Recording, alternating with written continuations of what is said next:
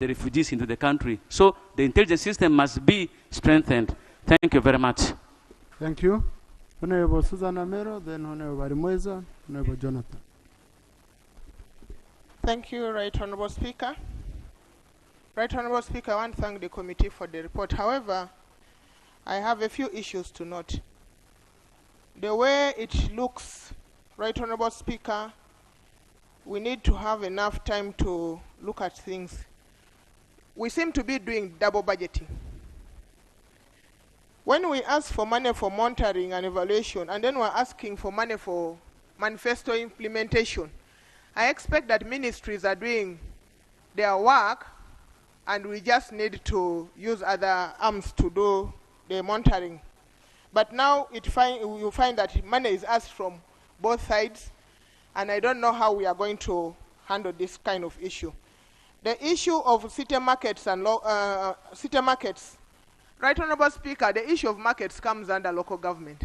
I don't know why we need money in KCCA for markets when local government committee, local government that I was sitting in, is also working on the same markets. If we are not putting money in one pot from different angles, then I don't know what we should be doing. Then I had the report of the committee. I am a little bit disturbed because we have not heard about these affirmative action ministries. We wanted to know how much is in each ministry so that it is possible for us when we are doing our monitoring to disaggregate from this ministry of Prime Minister's office, because in most cases, the money once put in a pool in the Prime Minister's office, we don't know what goes in Teso, we don't know what goes to Karamoja, and that's why we find things going amiss. So, Right Honorable Speaker, I beg to get clarification from the chair how much is going to Teso, Karamoja, Luero, Bunyoro, and the rest. I beg to submit. Thank you. Thank you. Honorable Thank you, Right Honorable Speaker. Right Honorable Speaker, wish to appreciate you for your tweet on the state of Kampala roads. Thank you so much. Right Honorable Speaker, Kampala is the capital city of Uganda, the face of Uganda, and the economic hub for this country. Kampala contributes over 60% to the national GDP. So when you look at the development budget of Kampala, a budget of 133 billion is too little for this face of Kampala, for the economic hub of Kampala, of Uganda. Therefore, it's important for us to recognize it as the capital which houses our parliament. I pray that you find it fit to increase the budget, the development budget of KCCA to a tune of 500 billion. Right Honorable Speaker, I was a mayor during the tenure of Jennifer Musisi, the person that you have been praising for making miracles in the city. And the budget was 700 billion. So Kampala cannot make miracles now. We need to make sure that we feed this cow. Therefore, I pray that Right Honorable Speaker, we cut wherever we can cut, and basically fund Kampala so that we can have that pride of it being the capital and the city of Uganda. I beg to submit. Thank you. No, I've already picked the members to speak. We have a formula we are following. Only one is remaining. Now, colleagues, Honorable Mwezo is raising a very critical issue, which I need the budget committee to look at critically. Because you see, the Kampala city, and I think the chair will clarify, maybe some of the money might be traced in the physical infrastructure committee report, because now we do program-based budgeting. So the road sector, some of the money is captured under physical infrastructure. But when we reach there, we shall pool, I will need the chair budget to create a pool or money for cases, especially to do with roads. Especially to do with roads. Because you see, colleagues, we have visitors who visit this country. The moment you veer off the highway, just the highway, it's really, really, really embarrassing. And I think it will be a very big mistake. Let's listen to one another. It will be a very big mistake if we start blaming the leadership at KCCA, like I had seen some people had started doing on social media. But these are people we've not given capacity. We've not given them capacity. So it will be our duty to ensure that KCCA, I'm assigning committee on budget. Please, please, chair committee on budget. The issue of roads in KCCA, it's an issue we must look at critically. Critically. This is the face of the country. We cannot dodge it. We cannot avoid it. Jonathan? Thank you, Mr. Speaker. I would like to thank the chairperson of the committee, but I must mention that I'm constrained to fully support the report of the committee for the following reasons. First and foremost is the proposal by the committee to rent office premises for the presidential advisors. I don't know whether the committee gave full attention to the role of an advisor and the number of presidential advisors that we have, and when and at what point they are needed to render advice to the president. With the cabinet being the principal body mandated to give advice to the president, I think this should be reconsidered, and I invite the House to reject this proposal to allocate 5.1 billion. The second is about the intelligent transport monitoring system. Right, Honorable Speaker, this matter is before this House and it was referred for investigations. The investigations was calling into question the existence of the company called Joint Stock Global Security. For this House to sit at this moment before we even receive the report whether that project should go ahead and propose to allocate 1.5 billion would be undermining our own authority. I propose that we put this on hold until we receive the reports by the committees that are mandated. The third issue is about the facilitation for RDCs. I have a problem using the word facilitation. Are you asking for fuel? Are you asking for salary? Are you asking for airtime? What is it that you want us to appropriate? You cannot say appropriate 4.5 billion as facilitation. What is it? In budgeting, we have even moved away from issues of contingency on issues that are not clearly defined. That is no longer tenable in budgeting. Lastly, I propose that since we have identified Thank you. It's like the word I've seen trending in each and every municipal policy statement. Retooling. And billions and billions. Government has a language. They have a way of retooling.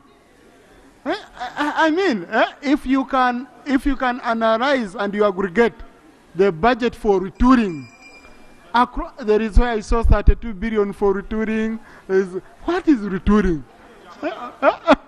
Why don't we be clear? So, budget committee, please, that's the money we should be reallocating to more critical things. If it can't be clearly defined, how do you say retooling? And you already toured. Rope.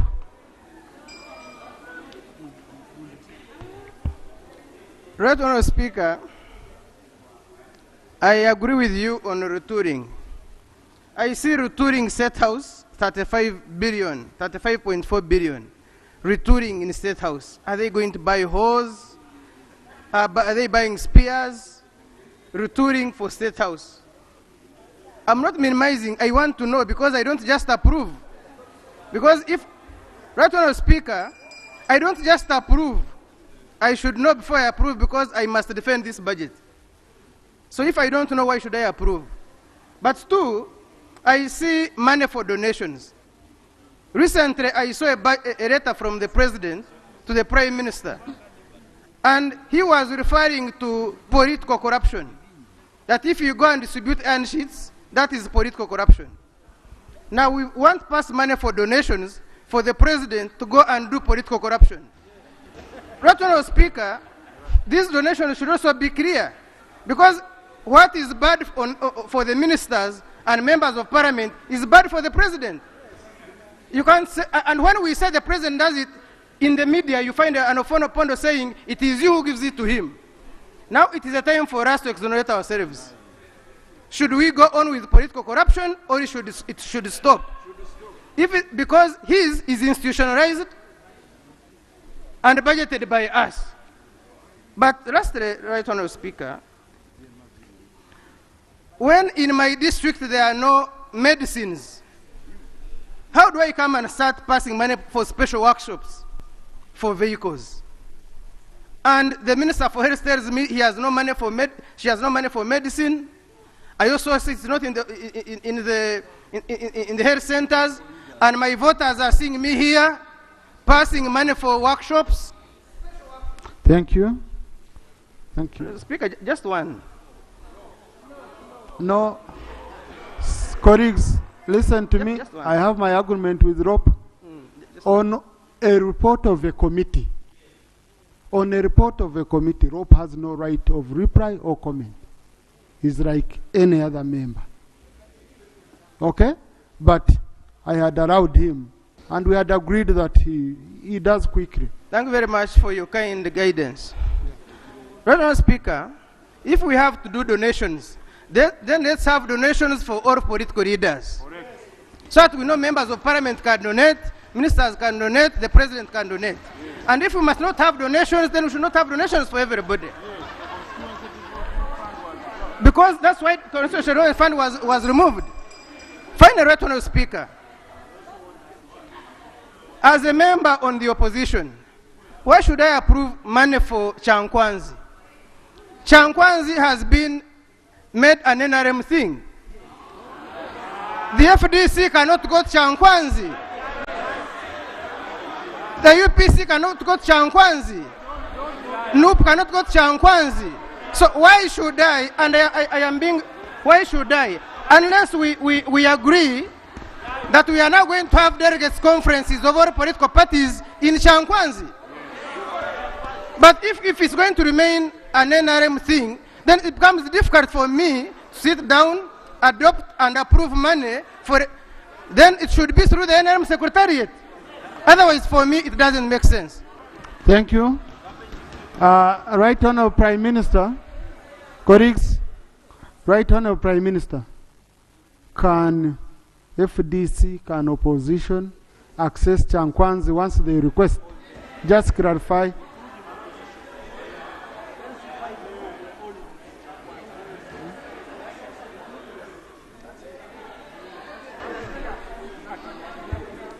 Right Honourable Speaker, all the opposition members of Parliament and the other political parties, because yes, there are those who are not in Parliament, you are all entitled. Nobody has denied you to access Chankwanzi. So if you want,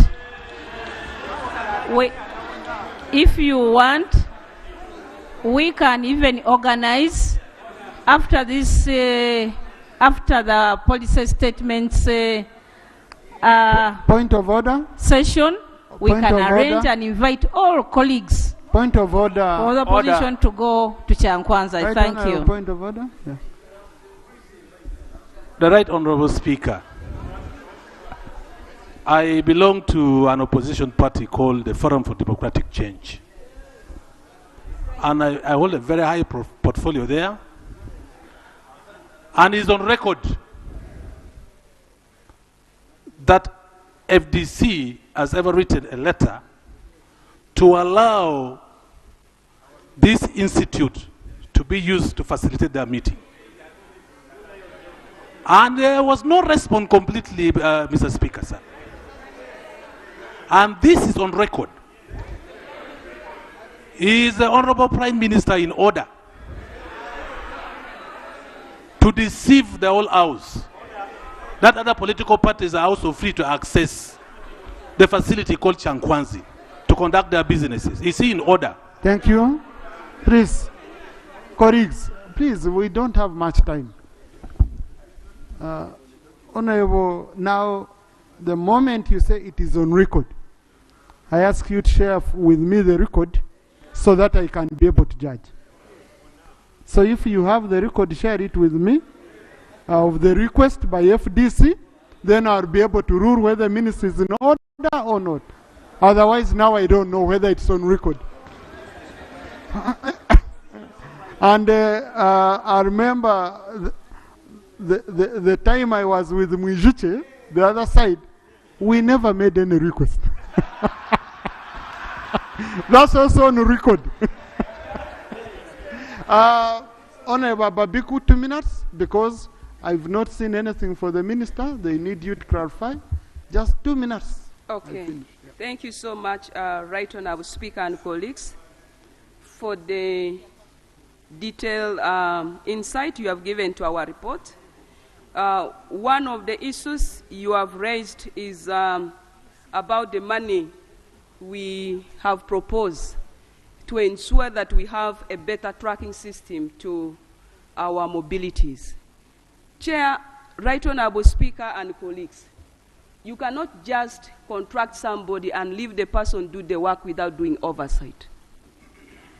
We are requesting for 1.5 billion because what is contracted out is of security nature, and therefore we need to oversee it.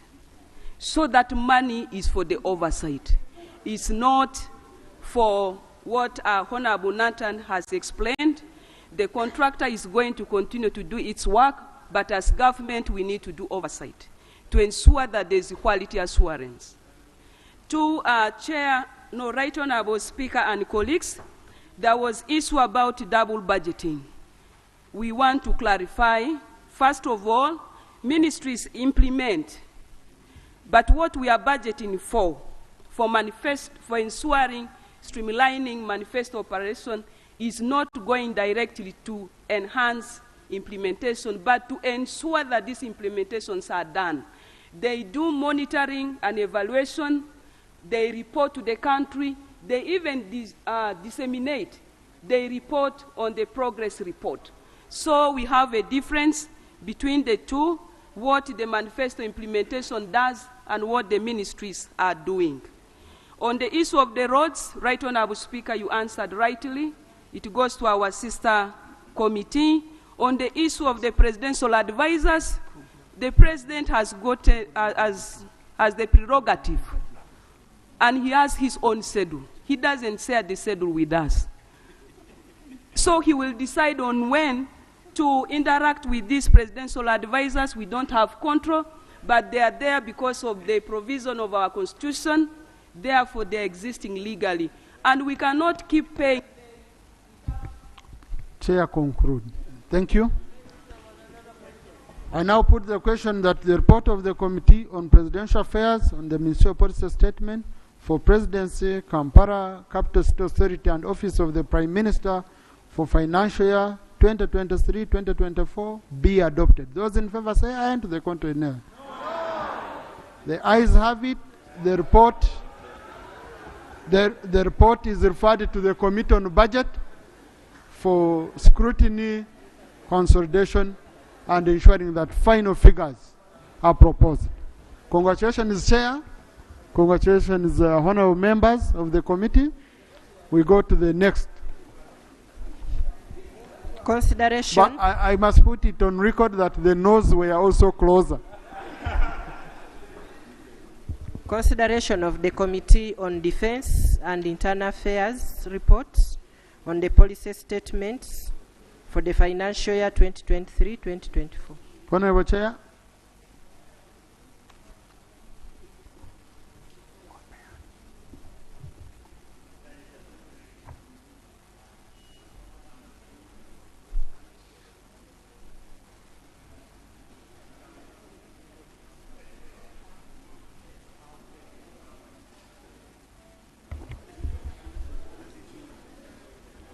Right Honorable Speaker,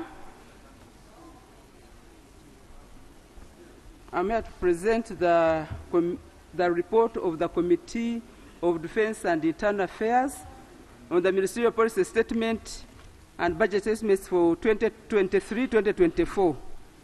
Right Honorable Speaker, before I proceed, we also have a minority report of the members of the committee on a specific issue, and after my presentation, I request you to allow them to present their concerns. Thank you. Chair, as you prepare your documents, allow me to recognize our visitors. In the public gallery this afternoon, we have students and teachers of Lingira Living Hope Secondary School from Buvuma Islands County, Buvuma District. They are represented in Parliament by Honorable Migad Robert Ndugwa and Honorable Mugabi Susan. They have come to observe proceedings of the House. Please join me in welcoming them. Thank you. Honorable Migad is not able to be here, colleagues. He just called me before I entered here. He lost a brother, his elder brother, and they are burying tomorrow. Otherwise, he had already arranged this, so he's not able to be with them here. And Susan is also helping him. They called me earlier on. Thank you. Honorable Chair, resume. You have 15 minutes, exactly. Thank you so much, Right Honourable Speaker. I will not go to the background because it is the usual stuff. However, we are handling Vote 004, Minister of Defence and Veteran Affairs, Vote 009, Minister of Internal Affairs, Vote 309, National Citizenship and Immigration Control, Vote 144, Uganda Police Force, Vote 145, Uganda Prisons, Vote 135, Directorate of Government Analytical Laboratory, Vote 135, National Identification and Registration Authority. Right Honourable Speaker. Can I request you first lay a copy on table so that I can be able to use it to follow, and minutes and everything else.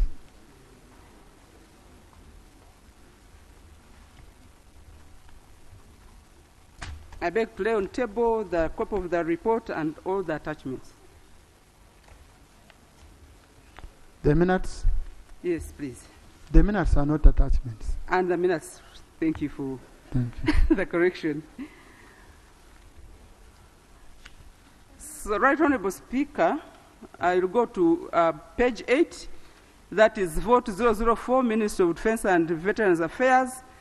And since I'm given limited time, I beg that we go to budget estimates for the overall budget, which is page 9.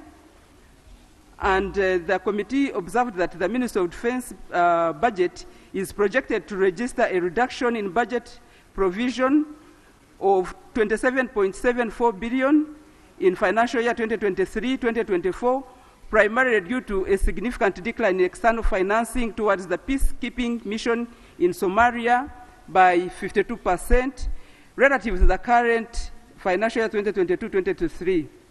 Despite this reduction, there is an increase in the recurrent budget arising from the enhancement of salaries for higher cadre UPDF officers and attendant costs of 177.66 billion shillings.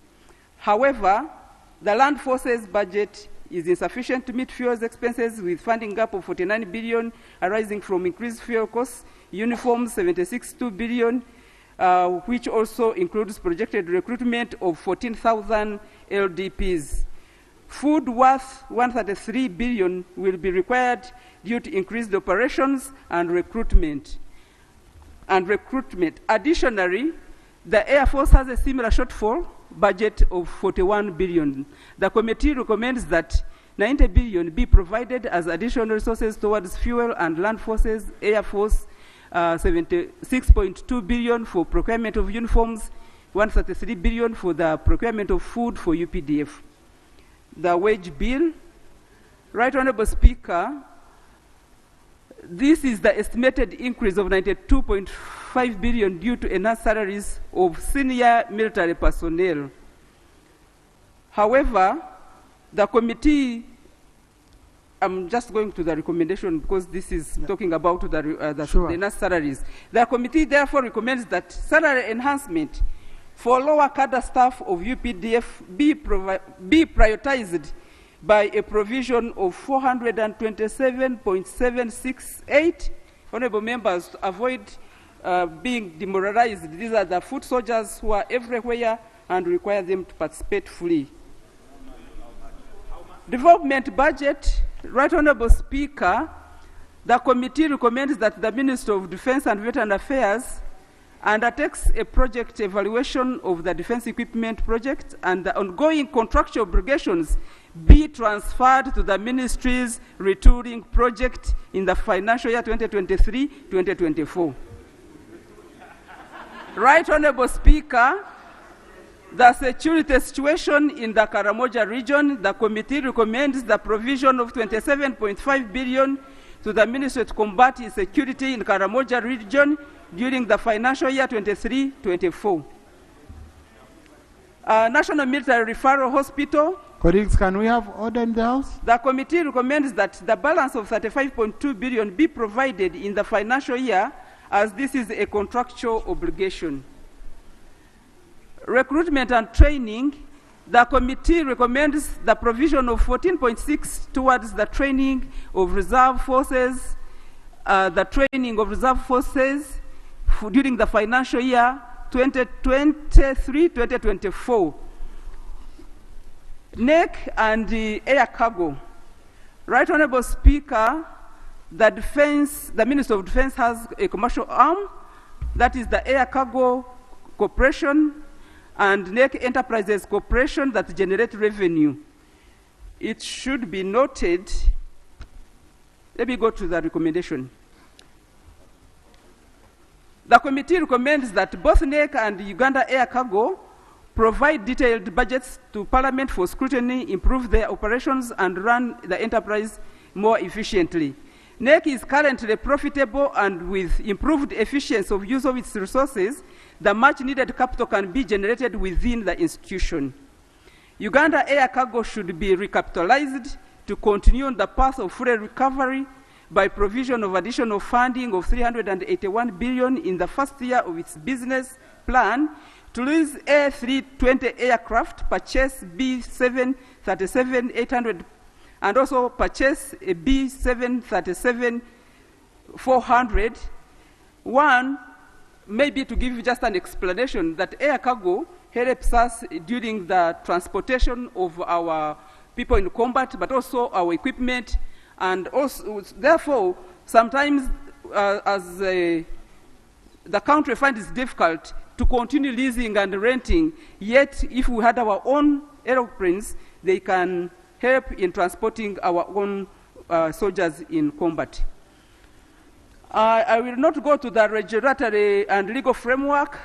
Ministry of Defense, we have pending laws that need amendment. Right Honorable Speaker, 009, vote 009, Minister of Internal Affairs.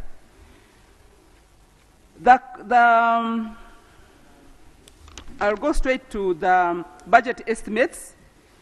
The committee recommends the additional funding of 7.18 billion for the NGO Bureau to be provided in the budget for 2023-2023. And the breakdown is in the detailed report. Ministry restructuring, this is a policy issue. Community service, the committee recommends provision of 3 billion in the budget of 2023-2024 to decentralize ministry services at the regional level and expedite the amendment of the Community Service Act. Reception centers for rescued trafficked persons, the committee recommends that 5 billion be provided in the financial year 2023-24 budget to kickstart the establishment of reception centers for trafficked persons, and the balance can be provided in the medium term. Commercial explosives regulation, the committee recommends provision of additional 3 billion to regulate commercial explosives and kickstart activities of developing an explosive magazine in the central region. Vote 120, national citizenship and immigration control. I'll go to the budget estimates.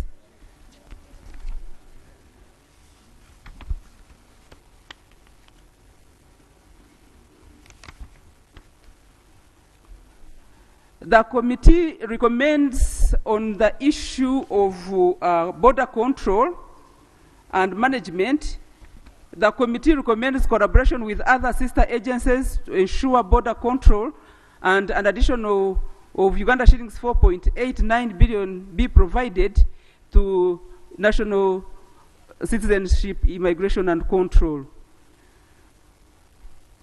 Procurement of blank passports. The committee recommends that a review of the venture between the government of Uganda and the private company Veldos in the manufacture of security documents to include expertise in the construction of the facility, importation costs of blank passport booklets before completion of the facility, quality aspects of the security document, risks associated with viability, among others. Government should review the procurement of e-passport booklets before the local manufacturing of passports, since the prices are above the market rates through international bidding. Therefore, the 42 billion 569 is sufficient for the procurement of the 450,000 booklets pending the construction of our own factory. Vote 144, Uganda Police Force. And I will go to budget estimates. The committee recommends that 54.57 billion meant for ending the project be relocated to critical areas under the committee's purview, ongoing contractual obligations under assistance to Uganda Police Project be transferred to retooling for the project financial year 2023-2024. In the meantime, Uganda Police Force should also provide a project completion report and evaluation report to Parliament. UPF should prepare new projects to finance infrastructure developments. On the CCTV cameras, page 3, they required an additional funding of 257 billion. The committee recommends special audit of the first phase, second phase of the project to identify how gaps emerged that currently require 187 billion to be filled before the implementation of the phase 3. Police accommodation. The committee recommends developing a successor project to continue with the infrastructure development in the forces. All outstanding contractual multi-year obligations of the ending project be met under retooling project in financial year 2023-2024. A provision of 49 billion be provided to meet the contractual obligations of provision of uniports. Operations and maintenance of fleet and other air wings. The committee recommends provision of 60 billion for fuel, 20 billion for repair and maintenance of fleet vehicles, 6.165 billion for maintenance of the air wing. Should be correction. 6.5, that is crime management. The committee recommends providing 4.65 billion for the canine unit and 40.569 billion budget for investigations of crimes. Transport equipment, the committee recommends a provision of 19.47 billion be provided to procure transport equipment for all districts over the medium term. Police welfare, given the suspended enhancement of salaries by 1 year, the committee recommends a 40% salary enhancement to provide to Uganda Police Force over the medium term. This is to bring all forces at par. You cannot just provide for the other force and then you leave the other one. Vote 145, Uganda prisons. Overall, let me go to budget estimates.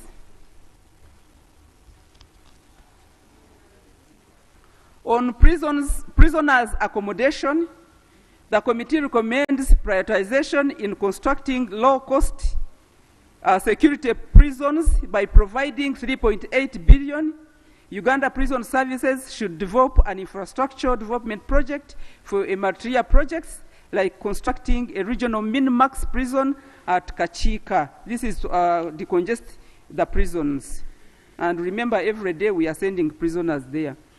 ICT, the committee recommends a provision of 2.18 billion during the financial year 2023-2024 for establishing a prisons management information system, phase 1. Seed production input, Uganda Prisons has been identified as one of the entities to provide seeds. The committee recommends provision of 1.793 billion for seed production. Cleaning and sanitation, the committee observed that the contractual obligations of providing sanitation services to Uganda prisons has a funding gap of 5. The committee recommends 5 billion for cleaning and sanitation services. Staff accommodation. Further, the committee recommends provision of additional 45.1 billion for the procurement of construction of materials for staff accommodation facilities. They usually use their labor, but this one is for construction materials. Relocation of prisons headquarters. Right Honorable Speaker, the prisons officers together with the ministry, we were notified that Parliament wrote to them to vacate that headquarters by June this year. The committee therefore recommends that government identifies offices, premises for Uganda prisons to pave way for Parliament occupancy. Then we have to provide money for construction. But the deadline is that by June, and that they write down the letter that was written to them. Prisoners feeding, the committee recommends provision of 42.516 billion for prisoners feeding expenses. Staff uniform, the committee recommends the provision of additional uniform to staff to be prioritized over medium term. However, they need 6.142 billion.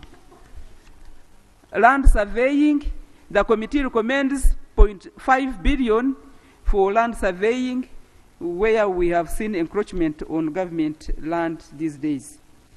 The vote 135, Directorate of Government Analytical Laboratory, that is DIGAL. I go to budget estimates. The committee recommends provision of 19.95 billion to DIGAL for the construction of National DNA Data Bank. Operationalization of DIGAL regional laboratories, the committee recommends a provision of 8.59 billion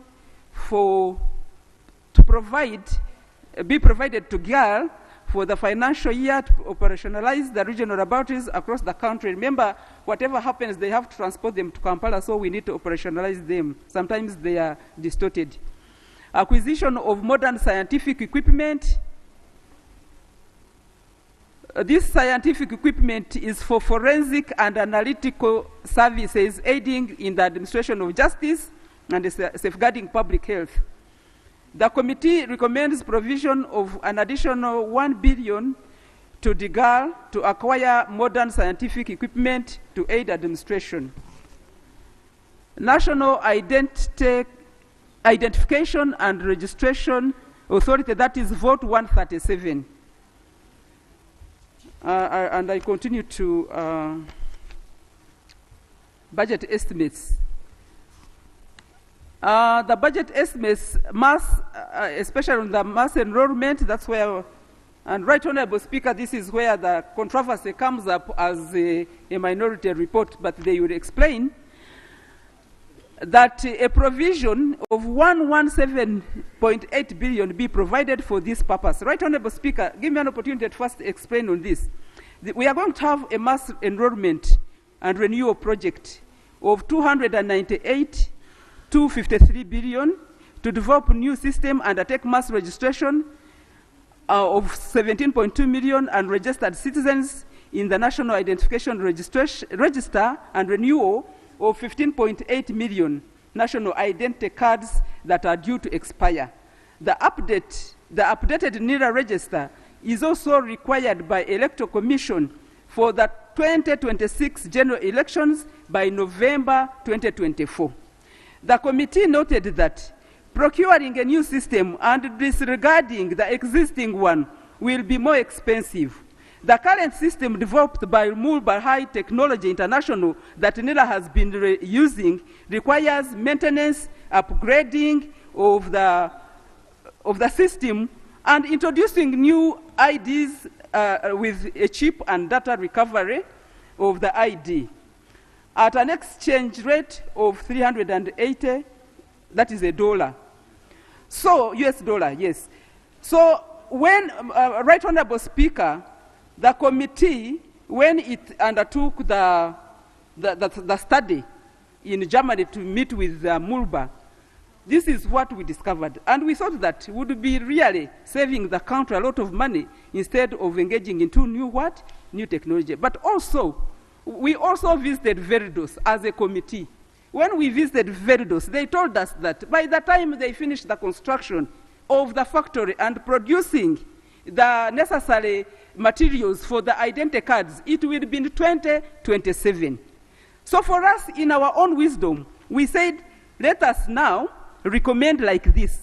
NIRA engages Mulbar Technology International, the vendor of the initial national identity card system, to upgrade and maintain the current system and produce national identity cards with more security features like chip, and also set up a data recovery system to set resources of procuring a new system that has not been tested and save time.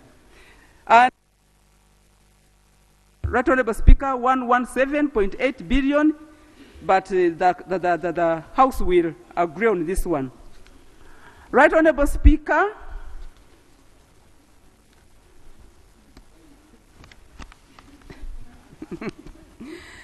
the committee recommends also consideration be made for NIRA to recruit staff for the mass registration, and they require 12.67 billion. With this mass renewal, we need staff now to begin. Some districts don't have staff. Other districts are managed by, like 3 districts by 1 person. The committee, Right Honorable Speaker, on the issue of accommodation, we've been talking about it, but government can think about it, relocating NIRA from Kororo. Right Honorable Speaker, summary of the budget estimates.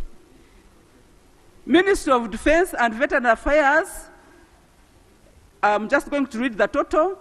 We require 3,396,117,957,145. Ministry of Internal Affairs, we require 70,306,948,557. National Citizenship and Immigration Control, we require 124,433,475,348. Uganda Police Force, 980,726,101,430. Uganda Prisons, 375,135,365,365,369,563. Directorate of Government Analytical Laboratory, 44,773,915,096. National Identification and Registration Authority, NIRA, 177,535,887,692. Right Honorable Speaker, I beg to submit. Thank you. Thank you, Chair, for the job well done. There is a minority report, so let us receive the minority report. As you've seen, we don't go into all those details, so 5 minutes, you should be done.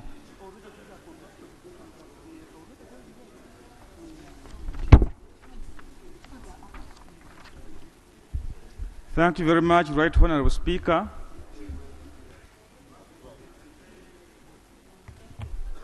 This minority report before the August House that actually has majority members.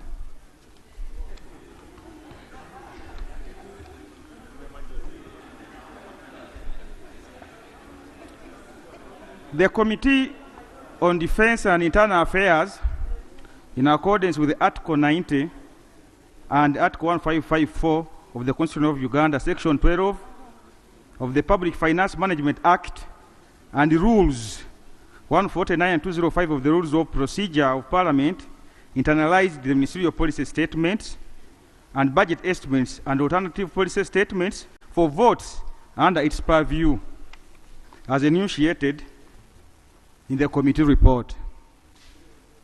Background. Following the range of the ministerial policy statement and budget estimates for financial year 2023-2024, as well as alternative policy statements for financial year 2023-24, the Committee on Defense and Internal Affairs interacted with various stakeholders as stated in the majority report. From those deliberations, the committee drafted a report substantially detailing its findings, observations, and recommendations. I'm now going to our point of departure. The minority report strongly disagrees with the majority's report on one ground. The majority report makes a stray recommendation that NIRA engages Muruba High Technology International, vendor of the initial NID system, to upgrade and maintain the current system and produce new national identity cards with the more security features like a chip, and also set up a data recovery system to save resources of procuring a new system that has not been tested and to save time. And they go ahead to appropriate that the provision of Uganda shillings 117.8 billion be provided for this purpose in financial year 2023-24. The committee rightly observes that NIRA needs to develop a new system to undertake a mass registration of approximately 17.2 million unregistered citizens and on the National Identification Register, and conduct renewal of 15.8 national identity cards that are due to expire. The updated national register is also required by the Electoral Commission for the 2026 general elections by November 2024. In spite of that observation, the committee report goes on to make the recommendation above. Note that government of Uganda signed a joint venture agreement with Veridos Identity Solutions, and that there is a running agreement with NIRA to develop a new national identification register, carry out mass enrollment, and renewal as stipulated in the NIRA roadmap. Observations. 1. The committee leadership unilaterally held private interactions with the Muruba High Technology, both in the country and in Germany.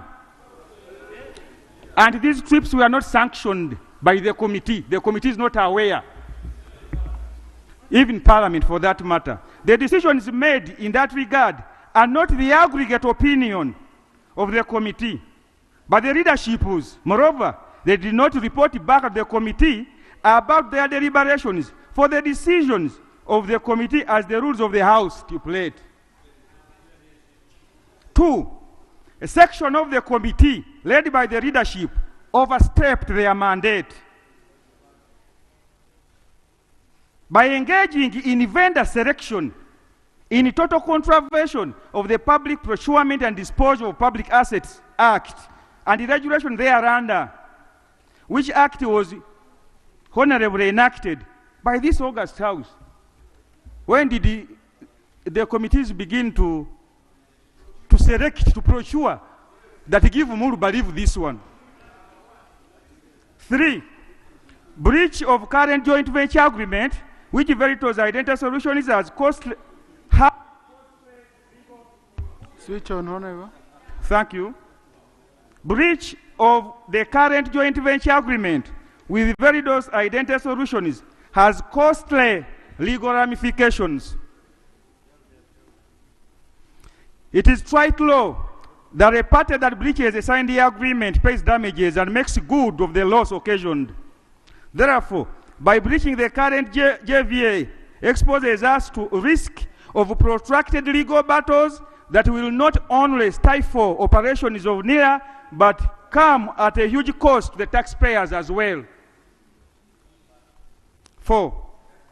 The breach of the contract will as well present with the high risk of affecting the 2026 electoral processes. This has an impact on security of the country, which is the primary mandate of the committee. Returning the vendor, in this regard, Muruba, who managed the current system for 7 years, since 2013, with the current challenges, namely lack of data recovery. They are talking about now, they did do it when they were managing, downtime in the process of renewal, failure to build the capacities of Ugandans. For all that time they were managing the system, no technology transfer at all, inferior NID features that they want to upgrade now, as compared to others in the region, among other points. Further, the inefficacy and insufficient service delivery in national identification registration. Recommendations. In light of the above, the minority report recommends as follows: that Uganda shillings 293.253 billion be allocated to National Identification Registration Authority, because as a committee we deal with the entities, we don't deal with vendors, so we deal with the NIDA. To develop a new system to undertake a mass registration of approximately 17.2 million unregistered citizens onto the National Identification Register, and conduct renewal of 15.8 million national identity cards that are due to expire. The updated national register is also required by the Electoral Commission for the 2026 general elections by November 2024. NIRA continues with its roadmap of mass enrollment and renewal under the current JVA with Veridos Identity Solutions. The House, I beg, I submit that it disregards, I don't know how to term this, the majority, disregards the majority, because we are the majority. The majority report in respect and upholds ours. Thank you. And it is to that. Thank you.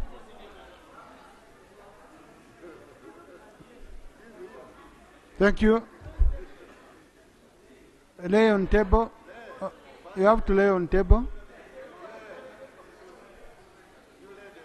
No. They shouldn't disturb you. They shouldn't disturb you now. Because the minority report is part of the main report. It's always attached on the report. So the chair, please wait. Wait, I know you're asking, Honorable. Just wait.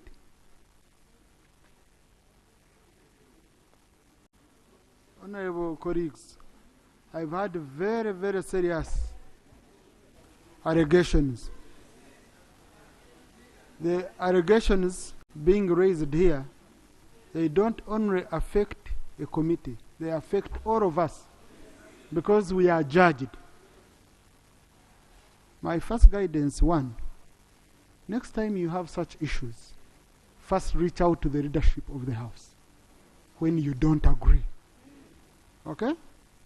When you don't agree and you have such a very strong allegations against each other. For example, when you say that they went and held private discussions and all that, and yet Parliament funded the trip, they sought clearance of the Speaker and the clerk, the committee was funded, the chairperson chose the people, they took, and it comes as an allegation on the floor, then it becomes difficult. If there was disagreement on how members were chosen, okay, those are committee issues which shouldn't be coming here. But number two, colleagues, I don't know why we are not learning. Why are we involved in procurements? Why? To say, give so and so. Because also, now in the report presented by Honorable Bashir, you could see it was also favoring another company in his observations. He's also showing how when you go with this one, the other one will go to court. You get, so these are allegations. Why do we go to that? Procedure. Why don't we limit ourselves to where we are? Procedure. So before I allow procedure, let me first allow the chair of the committee. Very serious allegations. I will allow you. Procedure, because now. No, Thank please. you, Right Honorable Speaker. Okay. Right Honorable Speaker, we got this minority report at around 11. For all the meetings we've been with the members, meeting with them. Right Honorable Speaker, we even visited Veridos headquarters in Entebbe where they're constructing with the members who have the minority report. If you want to prove it, you can go there. We signed in their books. We took photos. They were with us. Two, we went to Germany as a committee, and the Right Honorable Speaker gave us the mandate. We were supposed to visit two, Veridos and Mulba. Veridos actually said that for them they were not ready. So, but the Speaker had already given us the mandate to go. So we said, let's go and look at what Mulba is doing. Pending, if the Speaker wants to send us to Veridos, we shall go there. Or they will select another team to go there. So members really to come and say that, that we met separately, that's very wrong. Right Honorable Speaker, as a committee, if there is an issue, a petition from outside, someone can write to the committee that we want to meet you as a committee. Mulba wrote to the committee leadership. Actually, they wrote to the Committee of Defense and Internal Affairs. I invited the entire Committee of Defense and Internal Affairs. They all met with them, with the public gallery. The media was there. They can produce the same. So, to say that they met privately, really, maybe there is something behind this. And, Right Honorable Speaker, you will give information. Conclude. Right Honorable Speaker, as a committee, we are not actually saying that we want whatever. We are, like you have seen it, we said neither should engage, because by that time the factory will not have been completed, and they told us that. Yet we are rushing for mass renewal and enrollment. Right Honorable Speaker, information. Yeah. No, but Honorable, first wait. It's you explaining yourself. Now, which information? It cannot come in. They've put allegations on you. We've given you a chance. Now you are allowing information. And Right Honorable Speaker. No. And Right Honorable Speaker, why we went to visit Veridos headquarters and also Mulba, there have always been controversies when we interact with NIRA. And we were like, before we even engage in this ministerial policy statement, let us go there and cross-check. But we were disappointed, actually, that Veridos did not pick interest to say that you come. Yet we wrote to them at the same time when we were going there. Okay, so, Right Honorable Speaker, I beg to declare that as a committee that came up with this resolution, it is based on the facts that were found on the ground, and it is subject to be debated, and therefore I beg to submit. Thank you. Honorable Okin. Yeah, thank you, Mr. Speaker. Mr. Speaker, this rule here we see is actually meant to guide the debate in this House. When the minority report was being presented, the presenter kept on saying, that is the majority report. And when you look at Rule 204, which is very clear, that for a report of the committee to be presented in front of the Parliament here, on the floor, it has to have 1/3 of the members signing. Can we therefore know which one is the majority report and which one is the minority report before we can even engage in this debate, Mr. Speaker, sir? Thank you. We know, Mr. Speaker, thank you. Thank you. Now, colleagues, I've been also going through that same issue, and some of you can even guide, because the one which is considered, whereas the rules provide for signatures, okay? The other report, which now the one of Haji, which is calling the majority report, okay? It is referring to the main report, and the issues, it agrees with all other issues apart from one, okay? It agrees with all other issues apart from one.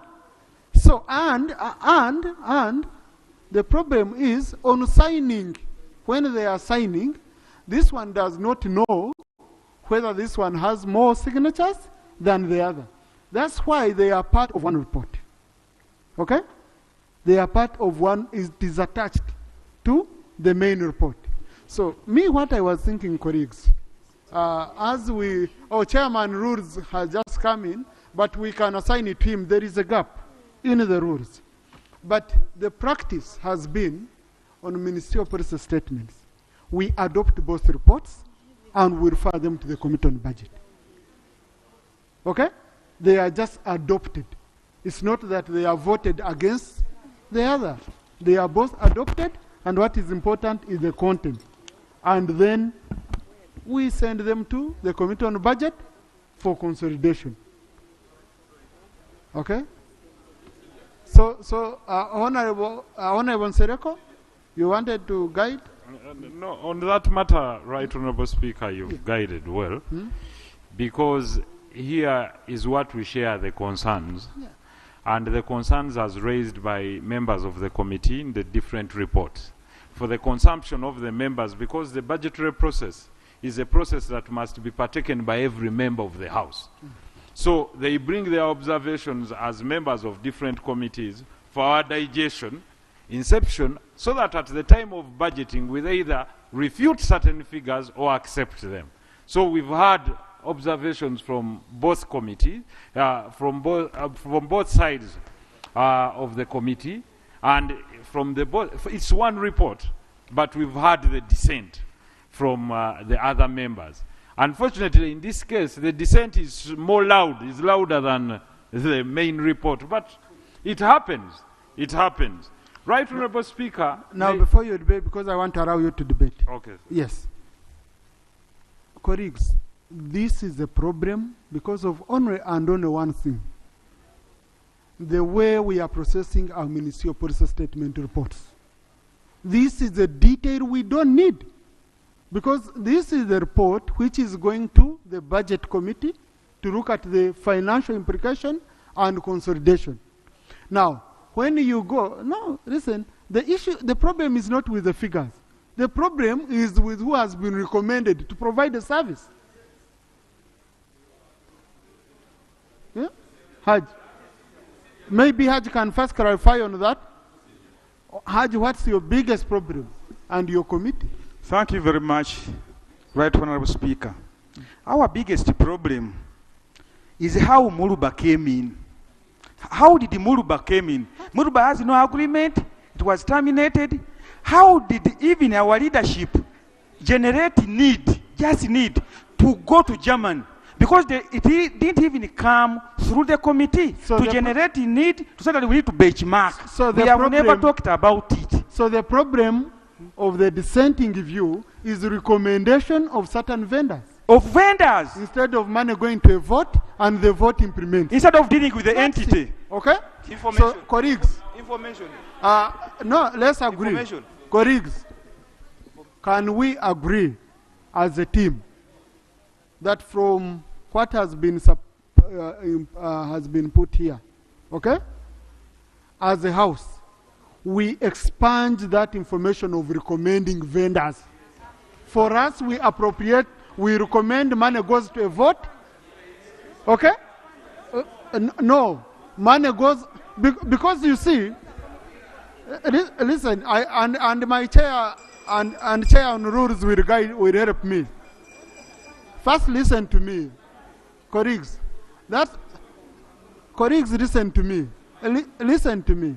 The speaker shall be heard in silence. Colleagues, listen to me. The report has come here. When we are adopting a report, we can adopt with amendments. We are allowed to adopt a report with amendments. So you can't say this is a full report of the committee.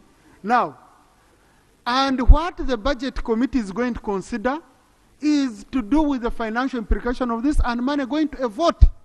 Okay? So if we agree, and I want us to agree on this, if we agree that anything to do with the vendors, how the vendor, this vendor is better than the other vendor, than what, that one can be expunged. One can move a motion, one of you can move a motion, and with Honorable Katuntu, you want to guide the chairman rules? Or amend? Thank you very much, Right Honorable Speaker. Colleagues, this House, under our Constitution, is not mandated to do procurement. Politicians should not be part and parcel of a procurement process.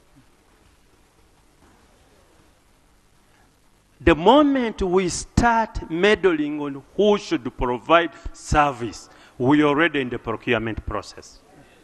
It infringes the Constitution, it infringes our mandate.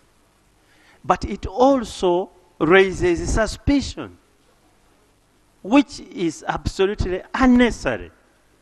Let us do what we are supposed to do. One, ours is policy, ours is oversight. When do we go to the extent of recommending vendors or service providers? I think we need to move very, very careful on that. And it's not about this report, but generally as a lesson to Parliament. We as leaders should never, ever get involved in procurement processes. Because once we do that, we infringe the law, but it always also raises suspicion. We should expunge anything from our record, either as committees or even the House, that we are recommending vendors or service providers. I thank you, Right Honorable.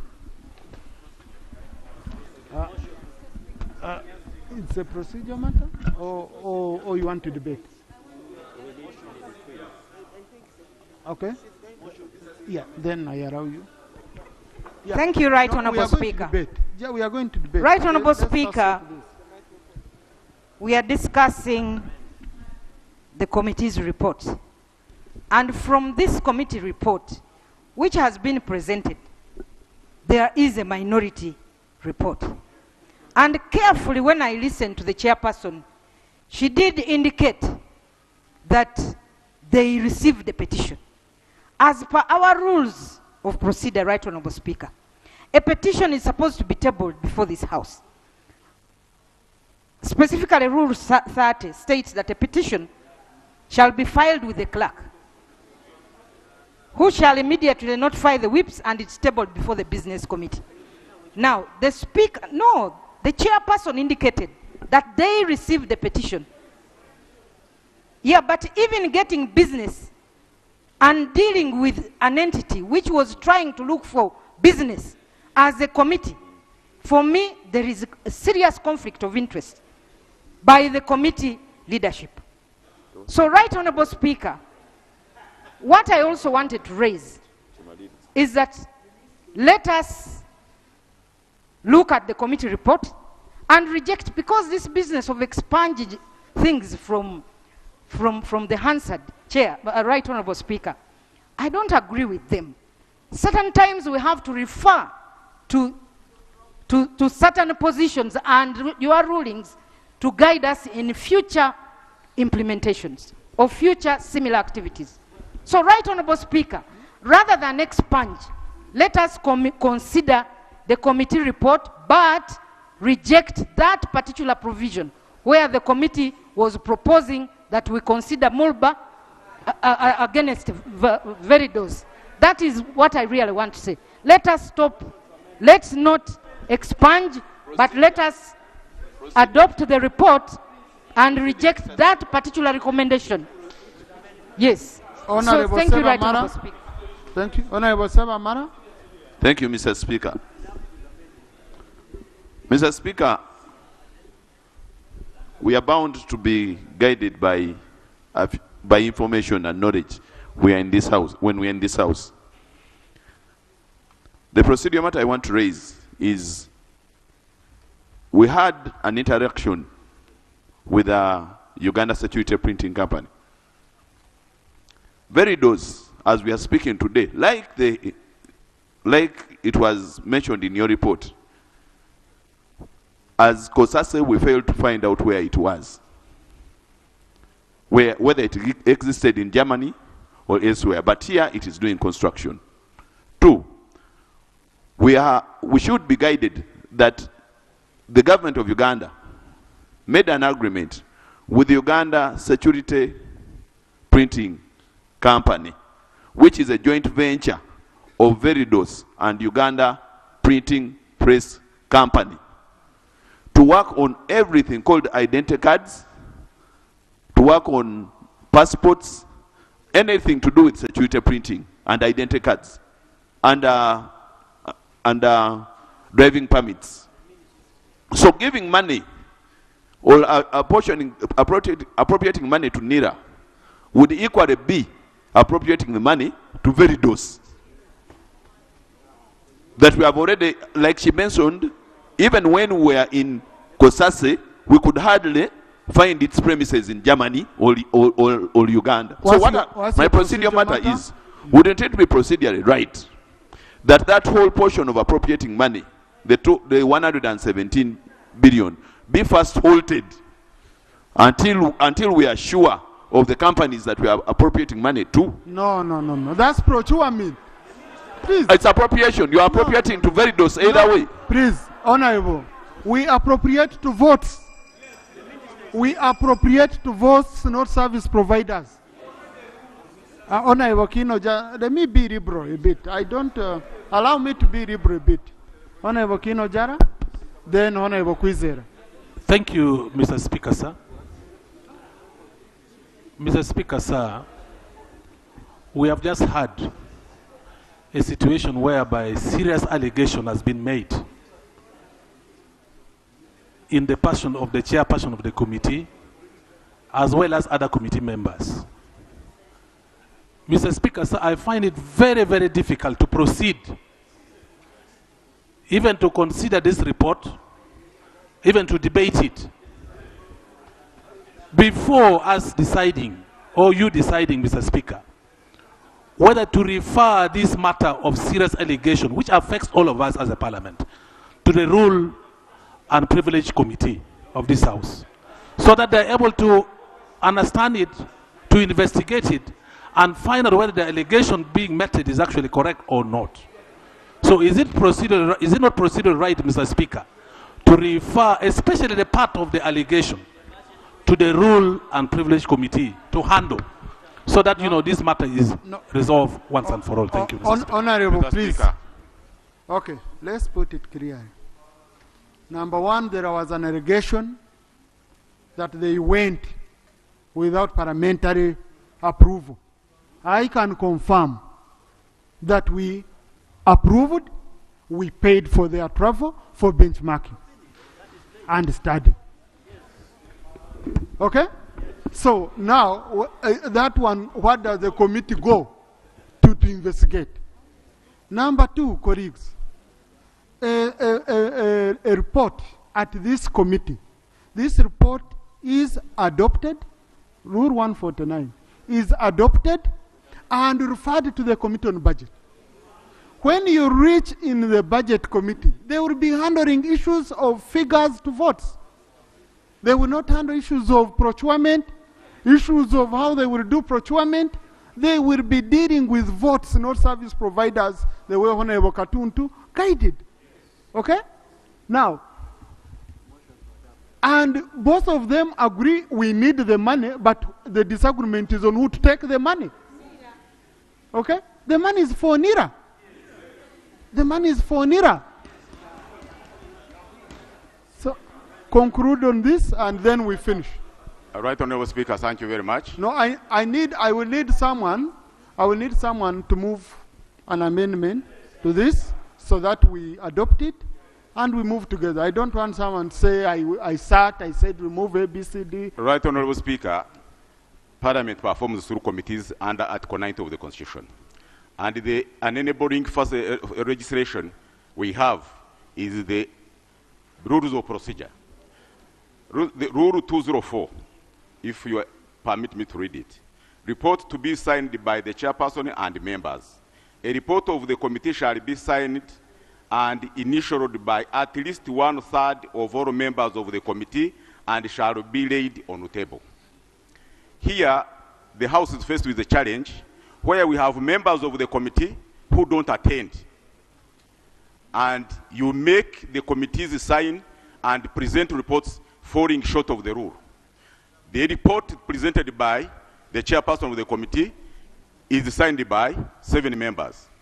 The report of the either minority or majority is signed by 7 out of 8 out of the 30 members.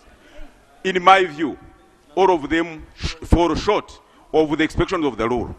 If it is allowed by any rule, we would refer this committee again to go back and harmonize, because none of them qualifies to be on the floor of the House, because the rule says it must be a third. Okay, so, thank you. Mr. Speaker, where are other people? Thank you. Let me sort out that. Colleagues, first listen to me. We suspended that rule when we got COVID, and we have never reinstated it. So the signatures we have are sufficient. This is, yes, we suspended that rule. We suspended that rule during COVID. We have never, WHO has never declared the world COVID free. Some of the COVID rules are still applying, so the report is sufficient. The signatures are sufficient. Let's move on. Colleagues, I now open the, Honorable Katunti wanted to say something, then Honorable Nsereko. Thank you very much, Right Honorable Speaker.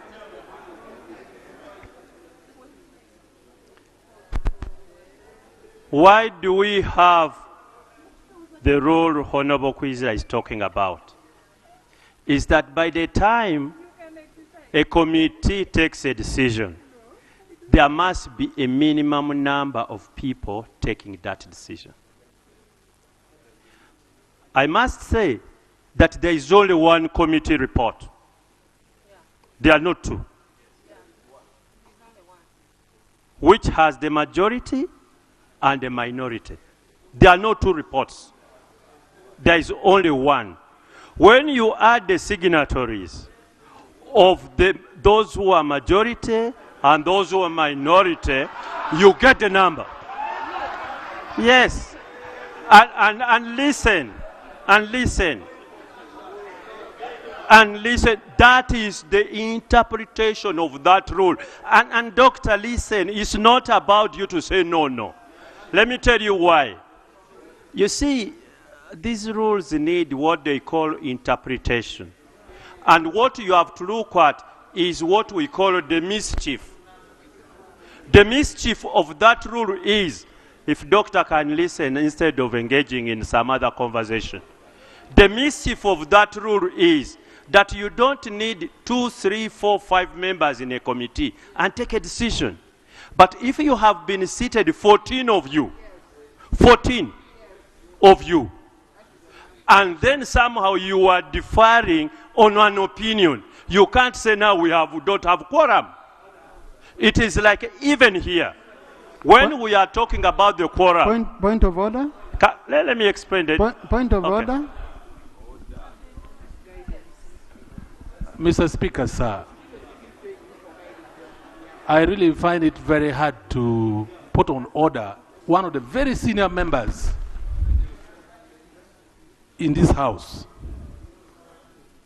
Mr. Speaker, sir, this rule has been simplified for every member to understand and interpret it. And Mr. Speaker, we have gone through orientation in regards to the interpretation of this rule. When they say 1/3 or 1/3 of the members attending, it's very clear. You just count the numbers and then multiply by those, multiply by those who have been able to attend. The way our senior is trying to interpret this rule is misguiding us, Mr. Speaker. Is it in order to misguide us in this House when we actually know how to interpret these rules and procedures? Thank you, Mr. Speaker. Thank you. Now, our colleagues, let's conclude this matter, okay? Can I? Number one, I told you earlier on. That's what I told you earlier on. This was not an entrenched rule. This was not an entrenched rule. And for the House to be able to process business, we suspended it. And we have been operating that way. Now, I think what will happen is to ensure that it is reinstated. Okay? Yes, it should be reinstated if the people are now available. Okay? But I will reinstate later, not now. That's number one. But number two, colleagues. These are reports we adopt, and the decisions are not final. If the decision was going to be final, I would be in a different situation.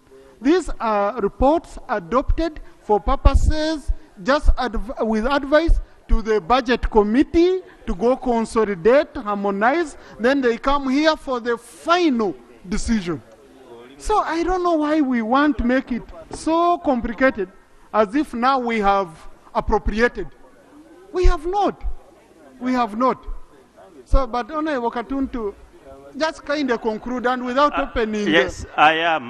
Without again misreading Honorable Kino Jara, because he admitted he was misread. So well, I know it's like the Bible. Everybody can read the Bible. But there are those who are entitled to interpret the scriptures.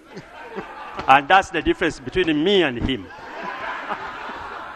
But having said that, of course with due respect, having said that, even when we look at the issue of quorum in this House, whether you vote for or against, if a decision is being taken that we need 1/3, you can't say that the 1/3 is for those who have voted for and those who have voted against. We look at those who have voted for together with those who have voted against, and we constitute whether there is a quorum of 1/3 or not. And I thought this is common sense. So, Honorable Nsereko, debate now. Honorable Nsereko, no. Honorable Nsereko, Honorable Christine. Thank you, Right Honorable Speaker. We are debating, the issues are sorted. Right Honorable Speaker, I would like to thank the honorable members for the presentation done. I'll restrict myself in advisory form as the report is to appear or to be presented to the Budget Committee on the following. We've been here, Right Honorable Speaker, discussing matters of technology, and this is the hunting ground for foreign companies in the third world. Simple interpretation. People in the third world don't take much time to read and do research.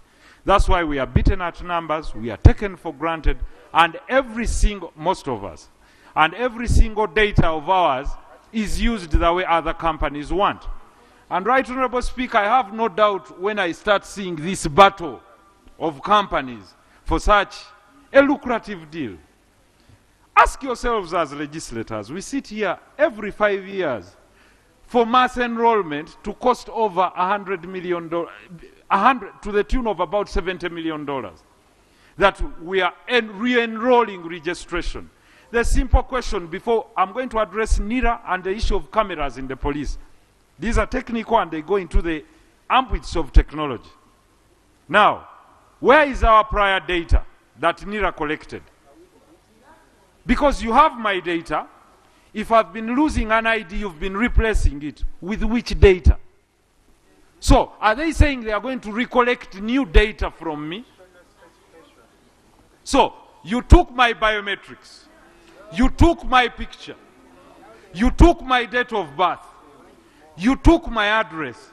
What I only have to do is to go online and I give you an update. And this is replication of resources. These resources could be put elsewhere. They went to schools and registered children. Where is the national data of the children that was registered? Where are the IDs of the children that were registered? So, Right Honorable Speaker, there is replication of work. That's why you see retooling everywhere. Because they know Africans don't go deep down to read. We don't do research. The IDs that they want with security features is to give you an ID that is machine readable. The IDs that we have are already machine readables. So what they want is to strengthen the features. Yes, all that said and done. Can't we do it at home? We can do it.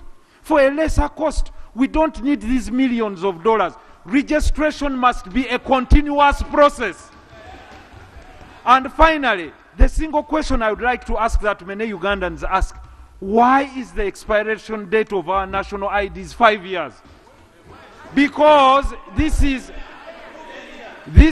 just a second, the ones that we have were 2017, 2016, now they are expiring. That is about 5 to 6 years. If the passports are 10 years, why don't we have this? Because our features we shall accept might keep changing for about 15 years. Every 15 years you evolve, maybe in the face. But now the technology you have, if you've captured my iris, there is nothing that changes. My fingerprints will remain the same until I'm about 70 years, when they start mutating.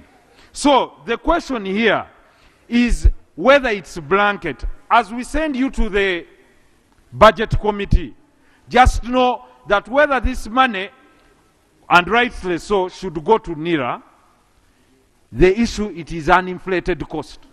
Let's start with that. 2, there is division of the national. Where is the national data center? I'll tell you, the passport office has its own data. The Ministry of Education controls its own data. Every institution has its own data. Where is the aggregated center for the national data of every Ugandan? This is a huge question. So that every 5 years, because a child at birth, if you're issued a birth certificate, it should be the referral for you to be issued a national ID. Kiraka, did you capture 2 minutes? You've been using 2 minutes. I don't know what's Right, going Honorable on. Speaker, I'm coming. Okay, secondly, as members come, because this is where, Right Honorable Speaker, I wanted us, because you had ruled on the other matter, to debate substance. Substance is why we give recommendations, because we are giving further recommendations for these people, which an oversight have been made, so that they may be adopted by the budget committee to see as to whether this money is adequate or inadequate or overinflated. Right, Honorable Speaker. No, Honorable, conclude. Of Uganda police cameras. We talked about the Uganda police cameras and they're in phase 3. How many Ugandans have benefited from this scheme? 1, the cameras that we have are not hybrid. They do not have face recognition. The world has migrated. And where does this come back? The reason as to why they are not effective is the capturing of our data. The data is not shared.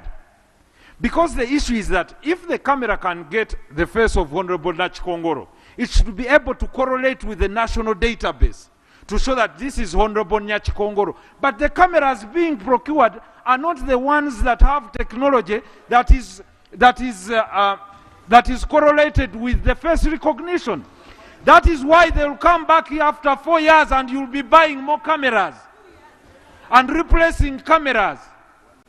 And you'll find every institution, City will be No, here. Honorable, you won't be allocating yourself time, please, please. Right. Please. That's going to be... I wind up. I would like to Guest House allow him to conclude. To adopt your guidance as regards the following. One, that amendments be made to the main committee, the main report, or to the reports of the committee, to the issue that, and I would like to move, that Parliament and the Committee of Parliament do not usurp the role of procurement, and that the issue on procurement be deleted from the main report, and that if appropriation is to be made, it be made to the institution of NIRA, where proper procurement shall be conducted. Thank you. I put the question that the amendment be adopted. Those in favor say aye, and the contrary. The ayes have it. Thank you. Yes, I had allowed Honorable, Christine, then Honorable Kanya. Okay. Colleagues, you can see the time. We've been doing five per pot, 5 members per pot. Thank you so much, Right Honorable Speaker. Right Honorable Speaker, I want to appreciate you for the wise guidance, especially in this area, that where members of a committee disagree on a matter, they should seek guidance of the parliament leadership. That is so good for us. Mr. Speaker, I want to look at page 34, where there is an issue proposal of the allocation of 46 billion to either to construct new premises for the prison's headquarters, because the item is on relocation. And they also give a second option of renting premises at 3.77 billion. Mr. Speaker, my view is that it would be better to have the 46 billion so that we construct these headquarters to avoid this continuous expenditure of renting every financial year. Mr. Speaker, when you look at various sectors, this one remains a problem. So if we did that, honorable members, we would be able to save some money for this country for service delivery.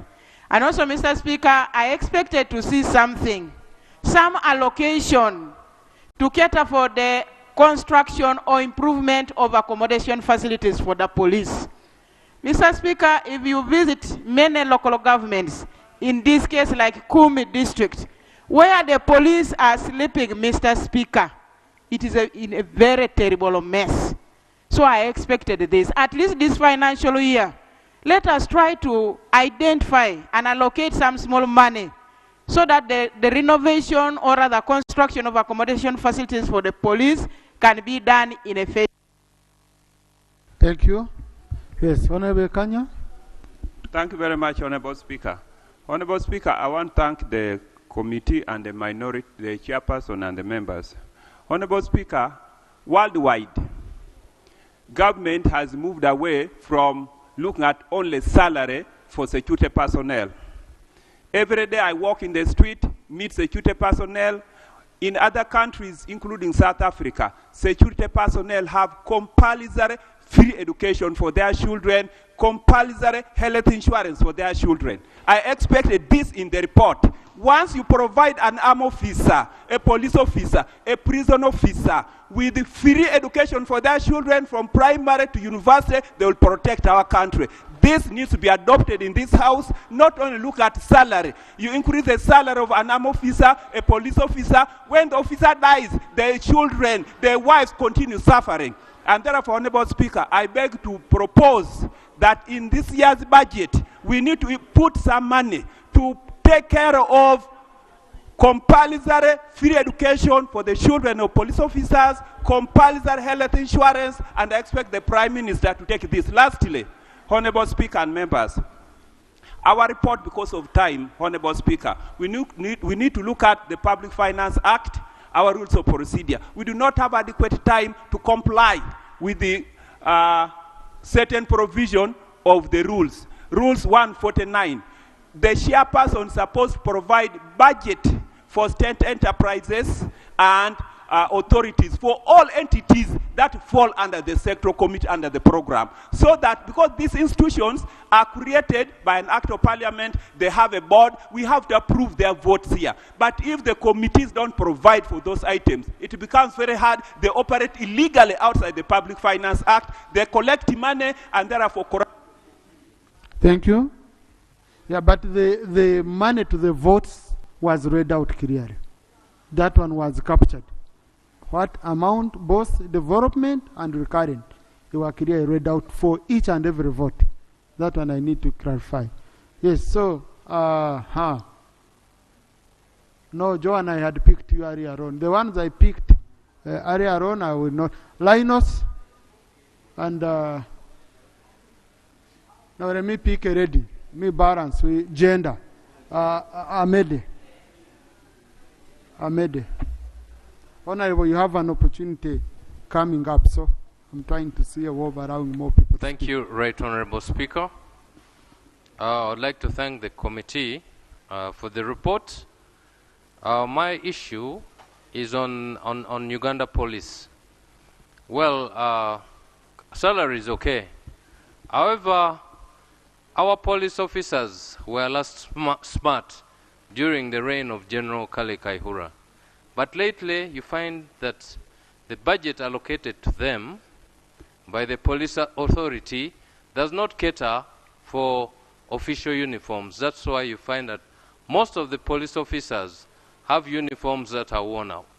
So my proposal is to the House and the committee that let them appropriate more resources to police wear so that our police officers also look appropriately dressed before when they're going for their duties. Thank you.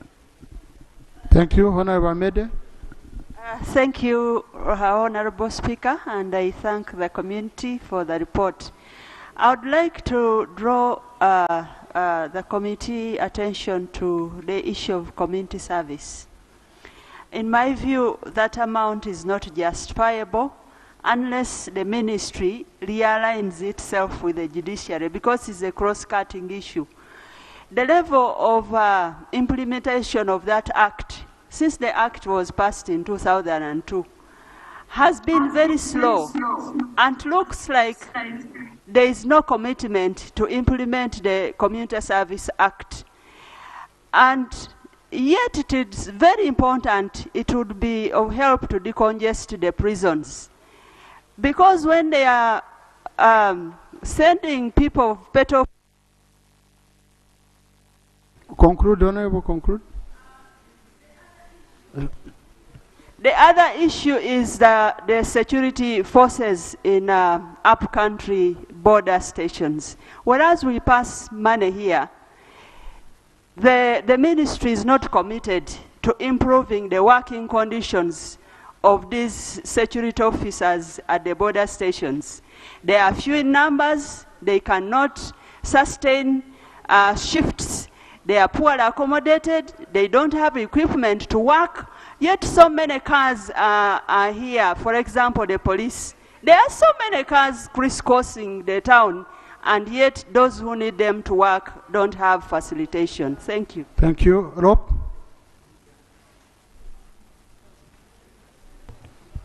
We do 5 people per Thank you so statement. much, Right Honourable Speaker. Right Honourable Speaker, I come from a background of having been, that I have faced the wrath of an annoyed policeman. A very annoyed policeman who is hungry, a policeman who sleeps badly, eats badly, and therefore sometimes they act the way they act because of the conditions under which they live. And therefore you should be able to defend them, make sure they get good accommodation. I have been moving around to see the uniposts that are being constructed, Right Honourable Speaker. They are actually poorer than the ones that were constructed in the 60s. I support the idea that we need to give them money for accommodation, but that this money should be for decent accommodation. Decent accommodation, so that when they come to look for me, they are not as annoyed as they have always been.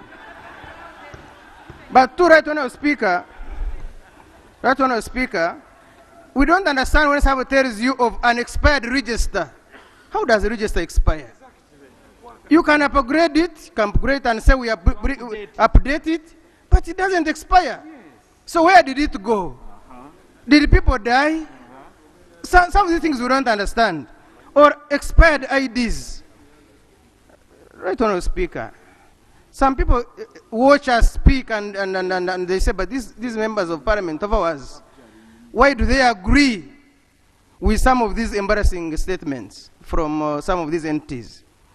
Right Honourable Speaker, I want to end with the disagreement that happened about the committee trip.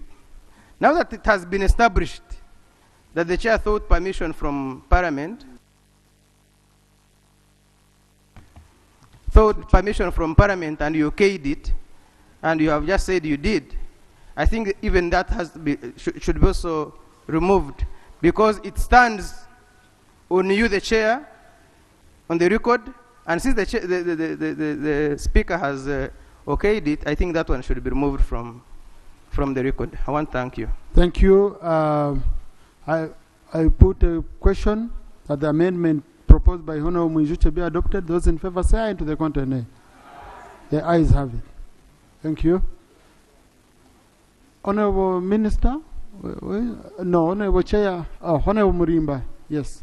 You wanted to raise? Mr. Speaker, I simply wanted to move an amendment which Honourable Mwijuche has provided, and mine is now done. Thank you. Yes. Honourable Chair, 2 minutes. Thank you so much, Right Honourable Speaker and members, for adopting the report.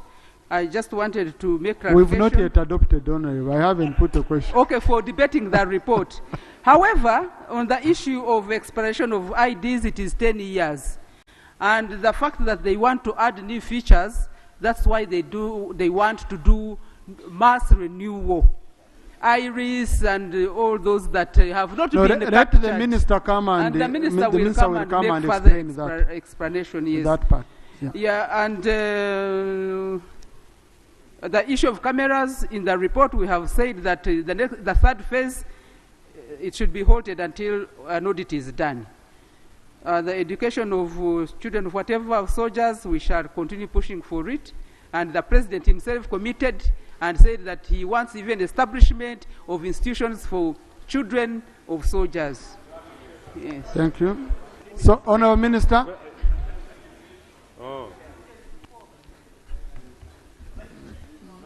Thank you very much, Mr. Speaker.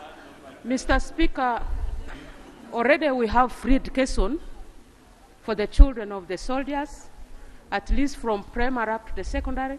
What we are now planning is just to upgrade to the university level. And even it is universal. You are aware in this country we have universal primary education, we have USC, we all have that, but still we have affirmative action. Please, we still have affirmative action for the children of the soldiers. That's why we have the Army primary schools, Army secondary schools, specifically to look for the education of the children of the Army. Thank you. Honourable Minister for Internal Affairs.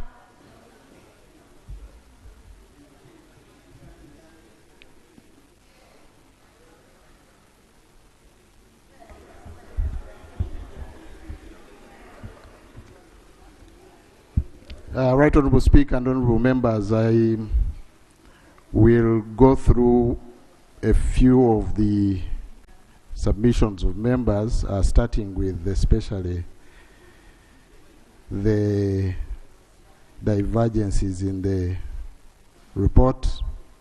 First of all, I want to thank the Chair generally for the report, but I was also perturbed by the mention of a vendor in the Chair's report, but even worse, Mulbauer. That said, I won't get lost in matters of procurement, and I would rather we stick to the ministerial submission in our MPS to the committee and your guidance that the budget committee considers the report as expunged, the things you wanted put off. Honorable Nsereko talked about cost. talked about integration, talked about durability of the IDs. It's true, like the chair said, Honorable Speaker, features change, not just of the ID, but also of the person after some time. And then we also have new measures in terms of young people who come of age. All this needs renewal. In the process of the new system we want, we also included a national security information system, which will cater also for integration, because Honorable Nsereko talked about integration and the implication of that, of course, to the enhancement of the efficacy of the CCTV. So that is well catered for, and in part explains the cost. The other member talked about accommodation for police. That is a very pertinent issue. Thank you very much. Honorable, no, that's not how. Please, no. He must please. Let him be courteous and yield. Honorable Nsereko, please, I need order in the house, okay? True, but let him be I need order in the house, please. We gave you enough time here. Let us, no, please. You see, don't access a microphone before you are allowed. Colleagues, I want us to be clear on those rules. That's the only way we shall have order here. And since yesterday, we've been having order. Thank you. I wish we could continue that. Thank you, Right Honorable Speaker. The Honorable Amodo talked about, Ahmedi talked about community service, and the amount indicated is not justifiable. I want to differ and say that part of the reason for the slow pace of can you rescue me from? So, colleagues, I put a question that the report of the Committee on Defense and Internal Affairs on the Ministerial Policy Statement and budget estimates for financial year 2023-2024 be adopted. Those in favor say aye, and to the contrary no. The ayes have it. Honorable colleagues, I put a question that the minority report on the Committee on Defense and Internal Affairs on the Ministerial Policy Statements and budget estimates for financial year 2023-2024 be adopted with amendment. Those in favor say aye, and to the contrary no. Aye. The ayes have it.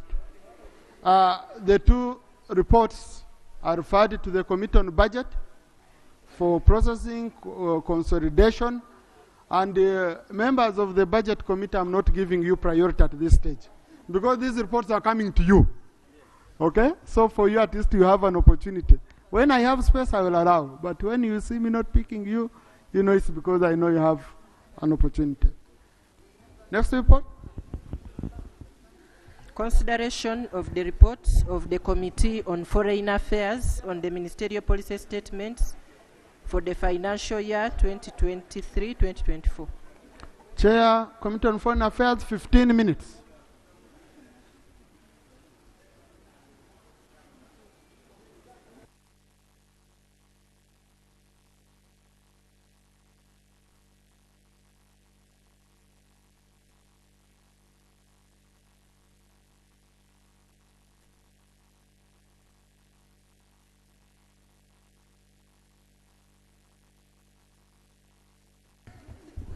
Thank you very much, Right Honorable Speaker, for the opportunity to be able to present a report, the Committee on Foreign Affairs on the Ministerial Policy Statement and budget estimates for the Ministry of Foreign Affairs and the Ugandan missions abroad for financial 2023-2024. And that is for vote 006 and votes 501 to 538. But before I go into the details of the report, allow me, Honorable Speaker, to long table the committee report and the minutes of the meetings of the Committee on Foreign Affairs for Ministerial Policy Statements for financial year 2023-2024 for votes 006, 501 to 538. Honorable Speaker, I beg to lay.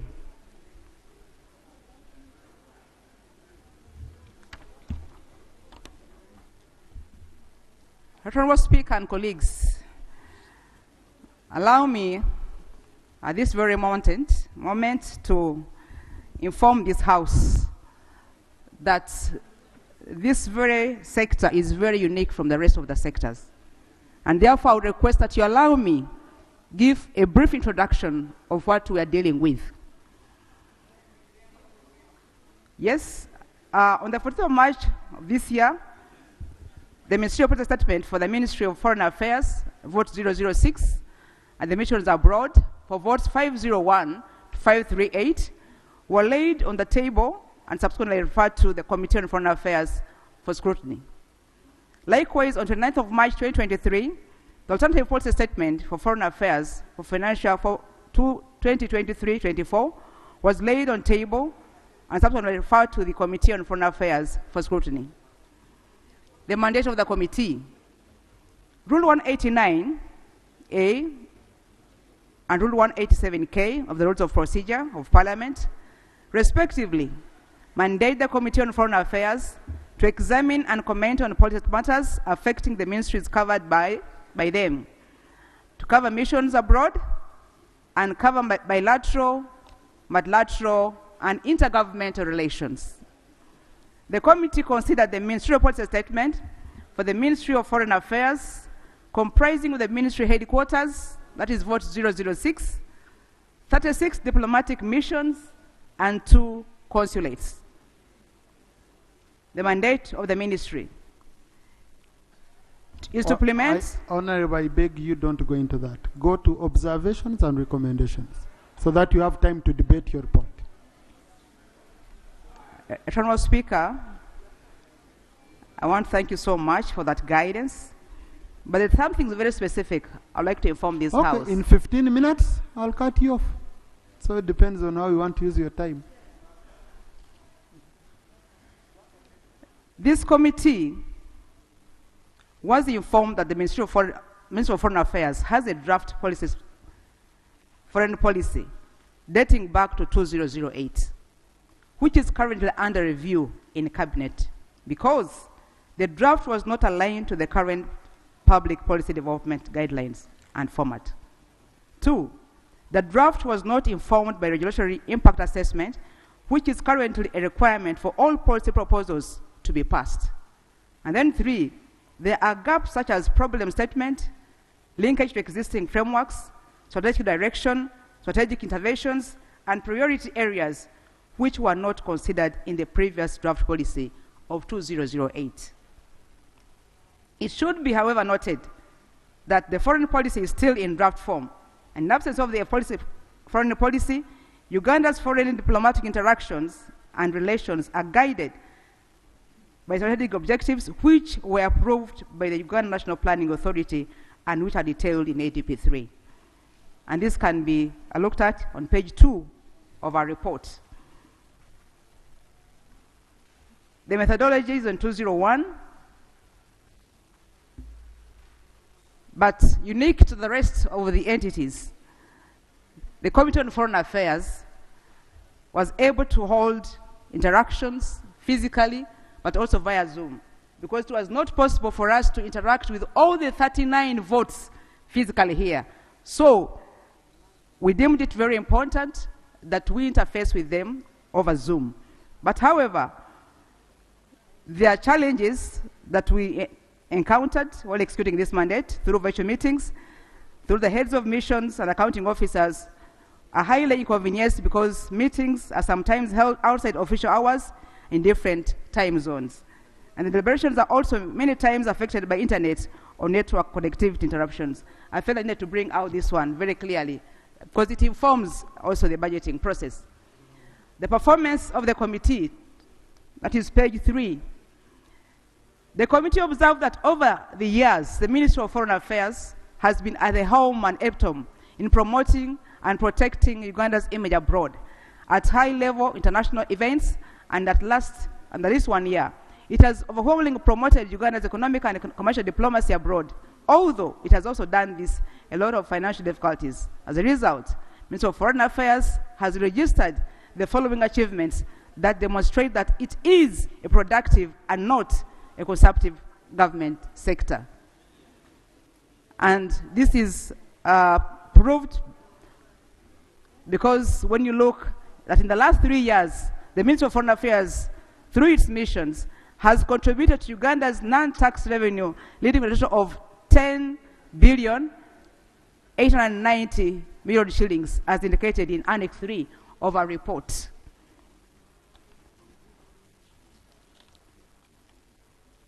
Page 4 of our presentation, I'm trying to be brief, but I would like us to capture some of these very important aspects of our report.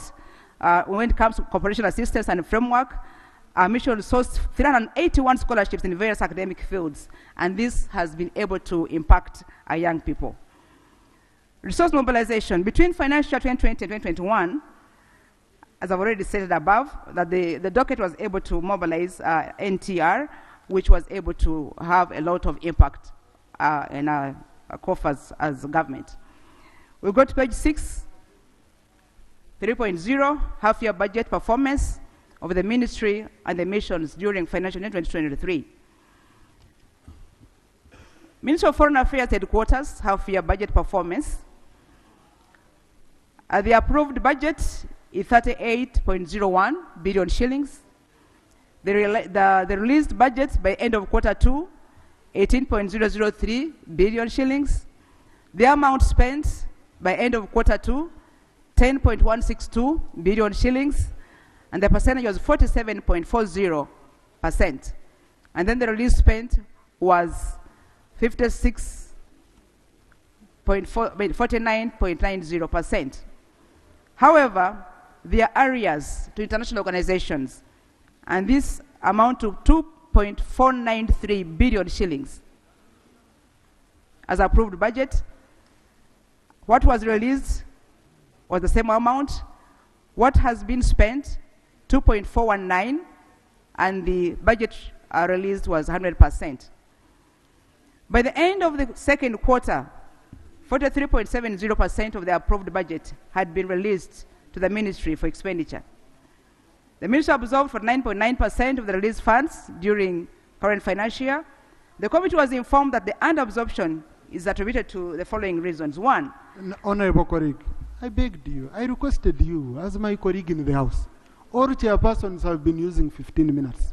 You have used 12, you're not yet even gone. Now you have 3 minutes. What do you want me to do? I have other statements.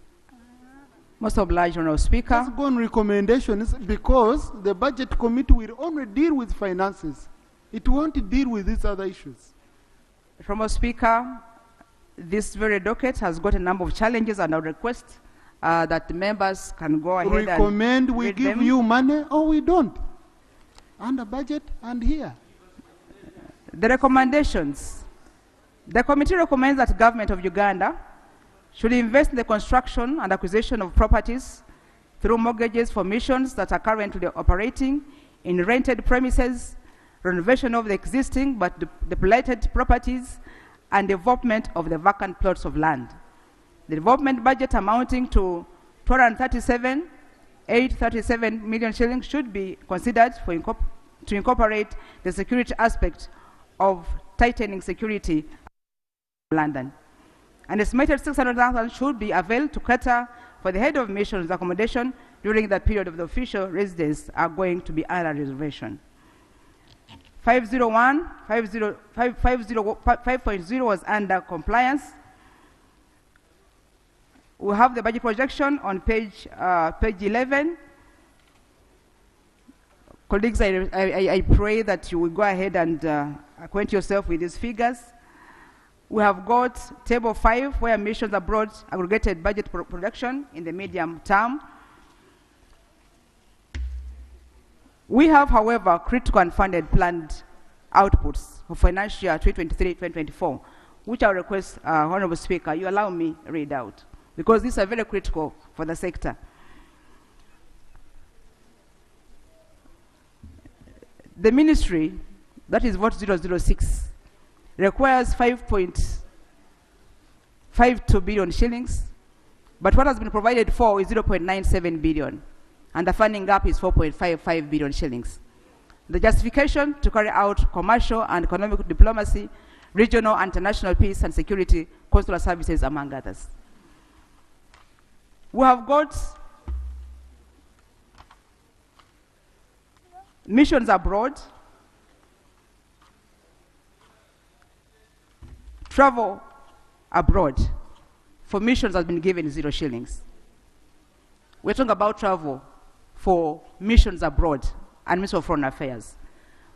The funding requirement is 11.65 billion shillings. Budget approved is 0 shillings. The funding gap is 11.65 billion shillings. And this is to carry out commercial and economic diplomacy, regional and international peace and security, coastal services, among others.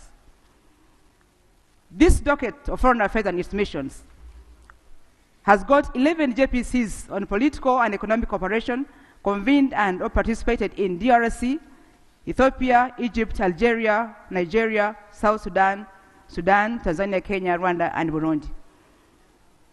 And we require 2.24, that is the budgeted amount of money, the funding figure. What has been provided for is 0.24 billion shillings, and the funding gap is 2 billion. We are supposed to host as a country NAM and G77. The funding requirement is 54 billion. What has been provided for is 40 billion, and the funding gap is 13 billion. Hosting the NAM and G77 summit in December 2023 and sharing the NAM activities for the next 3 years. So there is need for us as Parliament, Right Honourable Speaker, to provide funding for this very important activity. We have contributions to international organizations and annual subscriptions.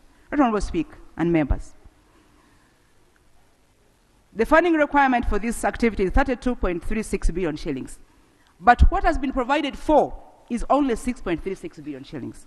And the funding gap is 26 billion shillings. For the proposed budget financial year 2023, the ministry was allocated 6.36 billion to cater for annual subscriptions to international organizations. However, these funds are far less than the annual assessed contributions to these contributions, which amount to 26 billion shillings. Colleagues, Honourable Speaker, it is very embarrassing diplomatically if, as a nation, we fail to subscribe to these international organizations. We have had instances where our heads of missions have been chased out from meetings and not even allowed to vote as a result of us not being able to pay. So I would implore us to be able to allocate funds to this very important docket. Contributions to international organizations, that's areas, 34.56 billion shillings, funding requirement, and there is 0 shillings allocated to cater for these areas. Therefore, the funding gap is 34.56 billion shillings that is required to clear these outstanding areas.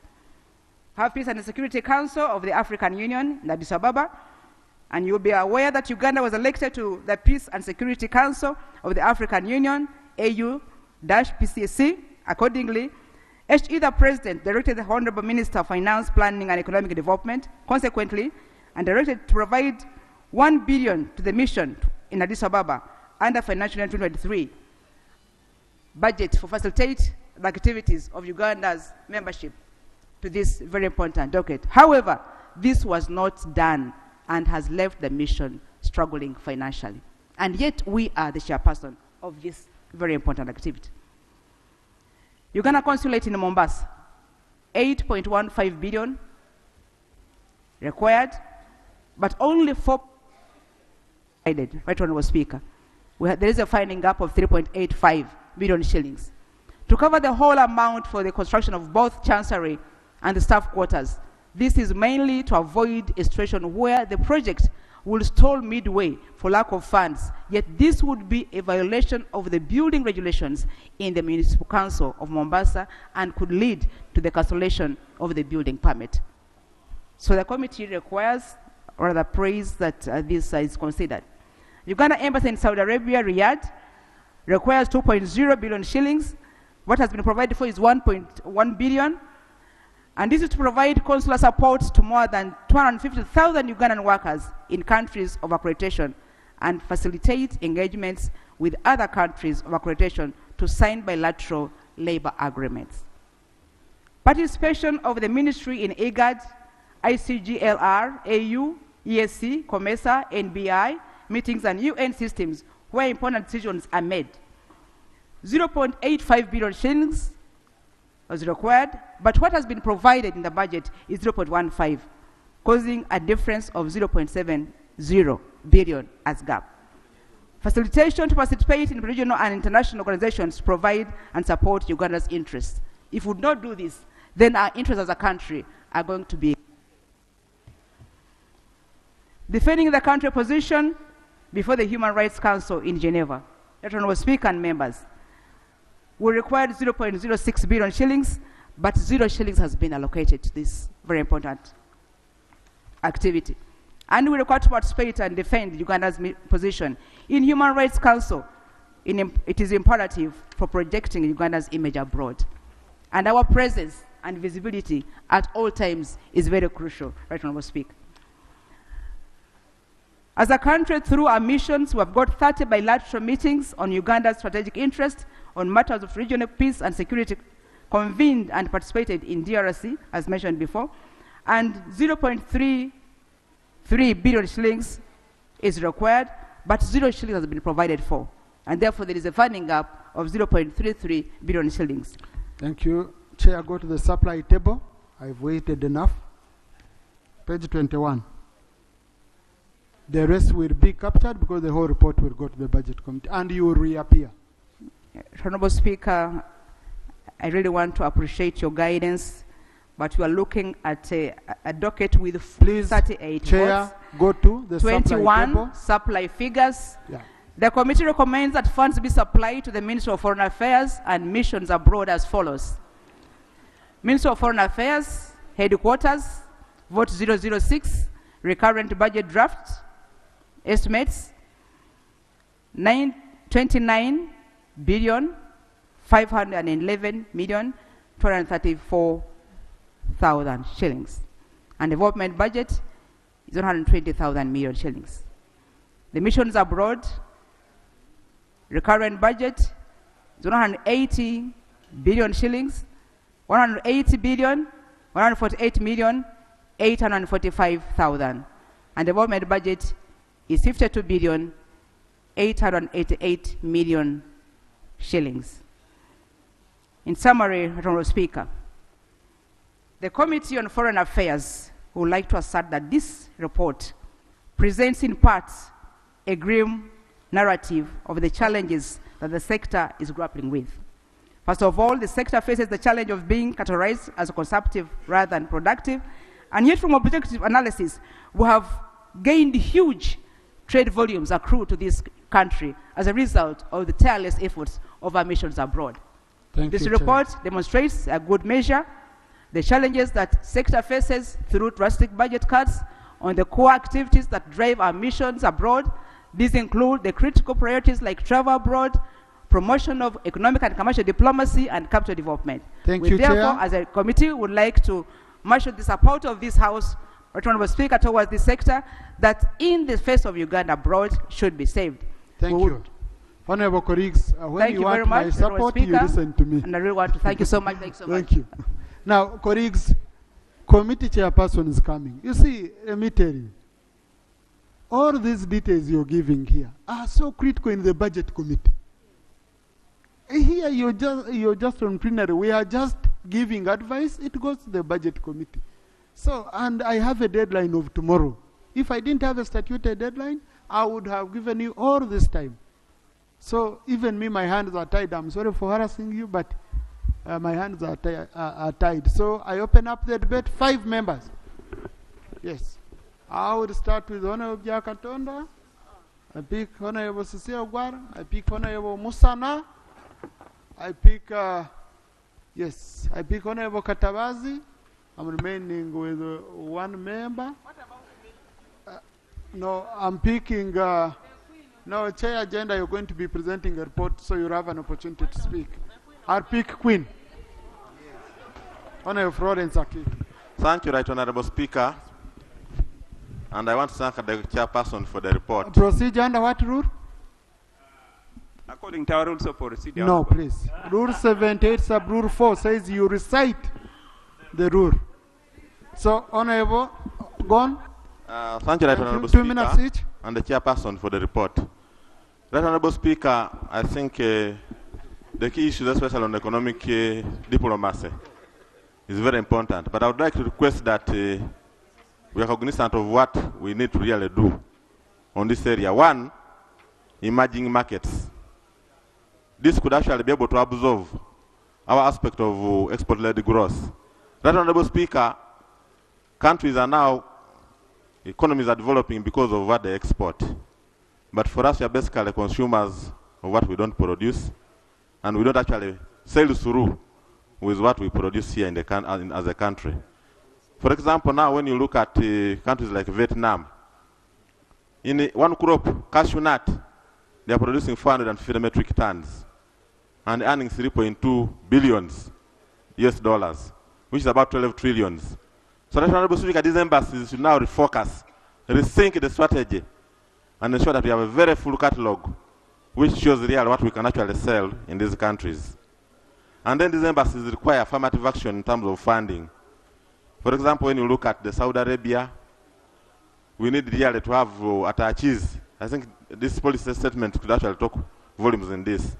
So that our labor can be regulated properly, because now the labor export alone is giving us about 12 million US dollars. This money is very big and can actually can grow.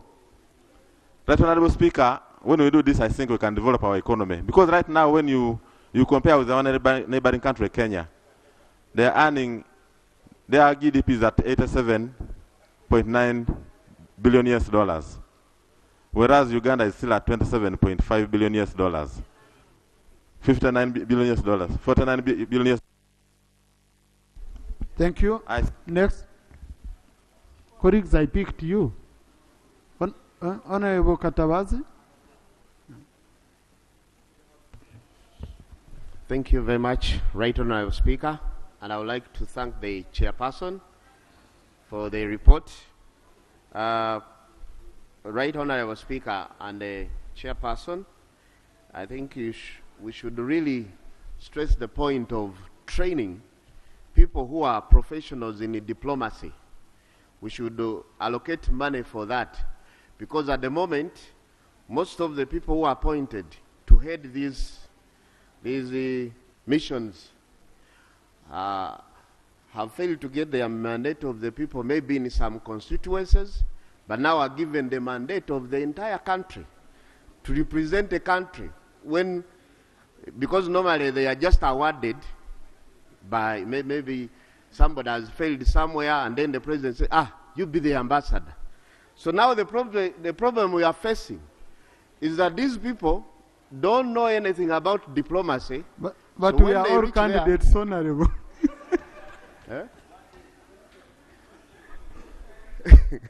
So when they reach there, when you ask them maybe what is the volume of goods and services Uganda is benefiting from this country, they really can't tell. But they are just cadres. So we should really change that and have people who are professionally ambassadors who have been trained. And then, so human resource is very important. We should have an economist in each and every mission of ours, and I think that will do so much. So we should really look at trade. How is Uganda benefiting? Not just somebody is there representing us and is being paid a salary that increases our recurrent expenditure, but not really bringing in. I'll give an example. I had a chance of going to Somalia one time, and I was... Thank you. Honorable, the problem is one day if I meet you for approval as ambassador, appearing before Parliament, Honorable Cecilia God, we are all candidates. Thank you, Chair. Chair, the chair of the committee said that the mandate of this ministry is to protect the image of the country and to make sure that becomes our image bearer wherever they are. Right Honorable Speaker, most of the members who have gone out have wondered whether the offices where our embassies operate deserve to promote the image of the country. I think this is one area that I want the ministry to focus on. Secondly, Right Honorable Speaker, the facilitation of the officials who are manning these offices need to be looked at. Whenever we get out, they tell us sometimes they don't even have rents, sometimes they don't have even money to facilitate simple things. So, Right Honorable Speaker, I think you need to guide the ministry to be more strategic in raising funds to make sure that these embassies can carry the image of the country. Finally, I want to say, Right Honorable Speaker, the embassies are spending a lot of money in renting, and yet they have land. They were given land many years ago. Addis Ababa has got land. You go to Washington has got land. UK has got land. You don't want to develop what do you call it, estate or whatever, in order to earn money from wherever you are. So, Right Honorable Speaker, I think we need to come up with a strategy to encourage the ministry or give you money to build sanctuaries wherever the embassy. Honorable Musana, thank you, Honorable Sagwar. Thank you so much, Right Honorable Speaker. I want to commend the chair for the good report that actually shows the bigger challenges we have as a country in terms of its foreign affairs. Mr. Speaker, there are specific issues that we need to take advantage of and be very serious. There are certain statutory obligations that Uganda must meet. The chair has made a comment about our obligations with the African Union. Our contributions and our payments are at stake.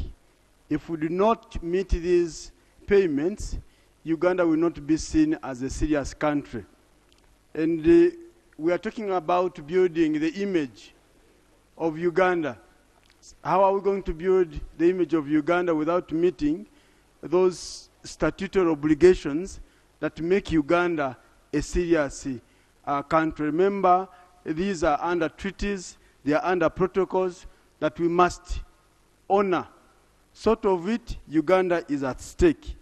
Mr. Speaker, the chair has also made a serious comment that there seems to be a mismatch on which policy are we following. That we have the old policy, the new policy, we don't know what we are following. So as if the ministry, maybe the minister will guide us, what is guiding us in the affairs in your ministry? It's a very big challenge, and this means that we are going to have very many gaps on our diplomatic standards. Wouldn't want to have Uganda have. Thank you, Honorable Florence Akikis. Thanks, our representative at PAP. Thanks so much, Right Honorable Speaker. I've been able to visit some of these foreign missions. One was in Pretoria, one is in Ethiopia, and one in Kenya. One issue that we noted is supporting the commercial attaches. As the chair has rightly put it, that ministry can actually generate a lot of money. But if you cannot get money if you don't invest.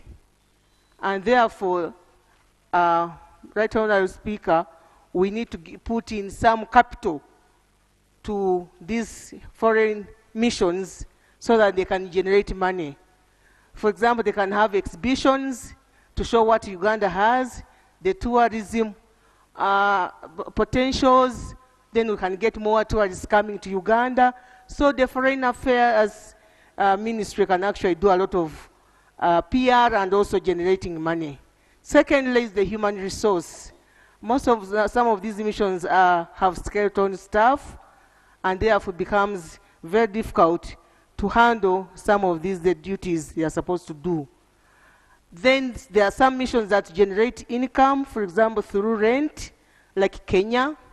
Actually, they are generating some good money, and we pray that some of this money is retained so that the properties are maintained. because once the money comes to the consolidated fund, it becomes difficult to maintain these properties. And as a colleague said, we have a lot of land. Thank you. Thank you. Colleagues, we do 5 only. Don't go beyond. Now, Honorable Minister, number 1, and I've shared a lot with the chair. We have issues where we find these missions abroad are grappling with statutory obligations. You post staff when there is no salary provided for them. Now you find the ambassador is touching from money for gas, from money for allowances. They are grappling, robbing. Some you say the president directed. Yes, but when the president directs, you see whether there is salary. You don't just send it to an ambassador. You want an ambassador to sell their property. And because you see, a presidential directive, if you are to use power, it's like a high voltage line. Now you as a minister, you step it down to be functional. So, and in stepping it down, is why you follow the procedure. If the president, for example, directs employees so and so in this embassy and you don't have a provision for salary, then the appointment can start with the next financial year. You would have implemented. So I saw that. Number 2, you have issues of fees. You have very many of your staff who are saying they are coming back to Kampala because when it's time to pay for fees, they go sell goats here to go and pay for fees in America. And they don't need much. So you need to highlight it seriously, and I hope budget captures these issues. They are very, very serious. Number 3, there is property we are about to lose. Land we are about to lose. For example, Brussels. It's next to the property of the royal family. Wrong elements were using it to do wrong things and causing insecurity to government officials. So they are saying, since it's a risk, you're not following terms of the risk. If you can't develop it and wrong, at first you are forced to break down the house and the cost of breaking down.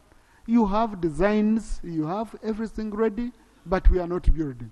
So these are issues we should take give serious consideration. And as a house, we give priority to foreign policy. We give priority to foreign policy. Finally, when you say you've removed the travel of ministers, of government officials, their work is going to be done by ambassadors.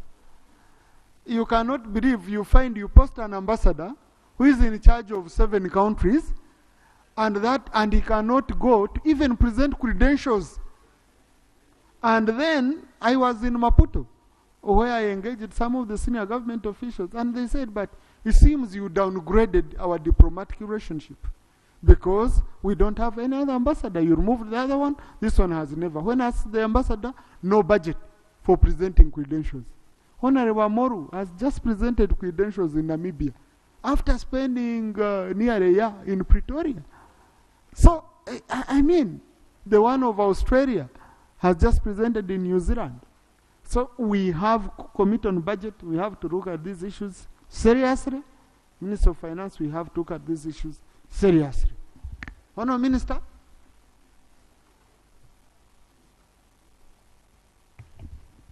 Mr. Speaker, I want to thank you so much. And I also want to thank the chairperson of the committee for the report, very well presented. I can't agree with the committee more. They have actually ably elucidated on the shortcomings which face MOFA and missions abroad. And Mr. Speaker, in your last remarks, you have recapped everything that I had to say. But I want to emphasize that it's our duty as Parliament to appropriate, but also to strictly follow on the provisions and the import of Article 154, Sub-Article 5, in ensuring that the Appropriation Act is followed. And I hope and I pray that the Budget Committee this time around does a thorough evaluation of the Appropriation Act and inquire into the budget performance. That will give us a leeway.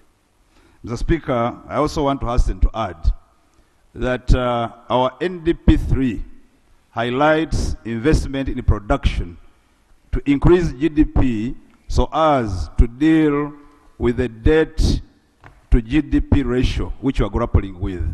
Now, production without marketing is almost meaningless.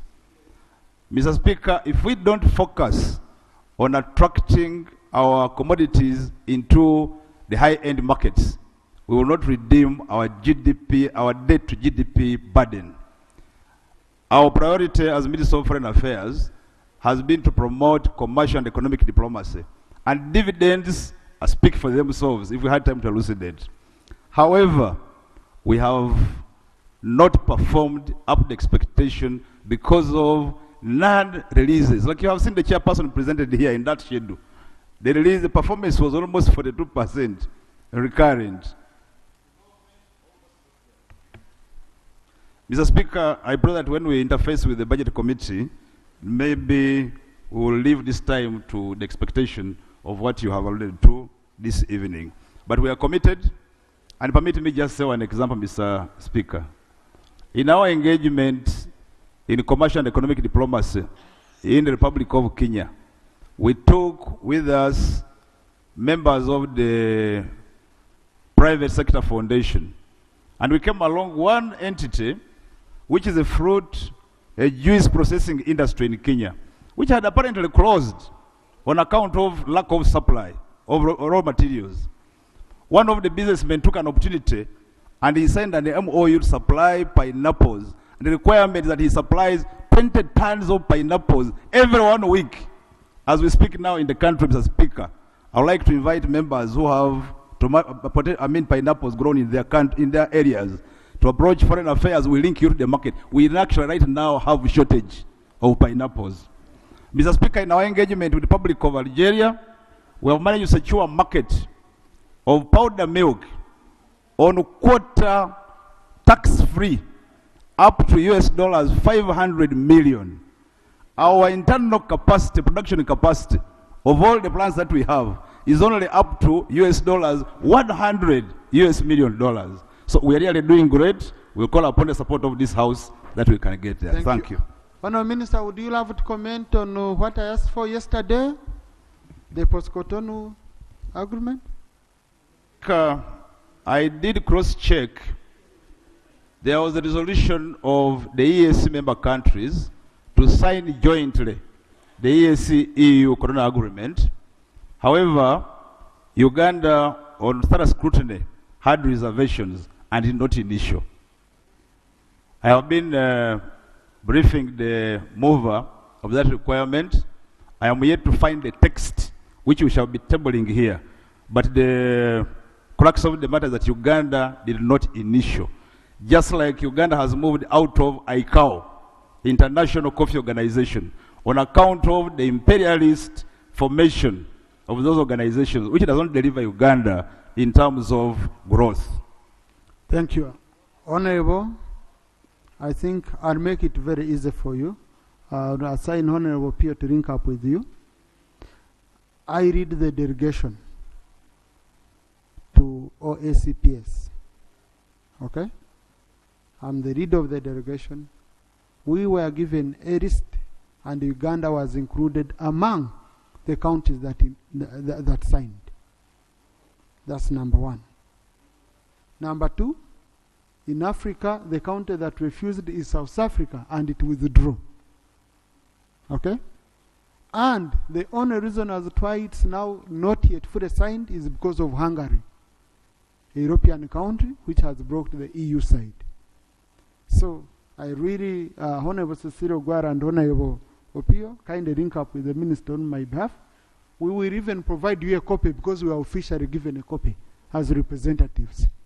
Okay? No, I don't want us to reopen this.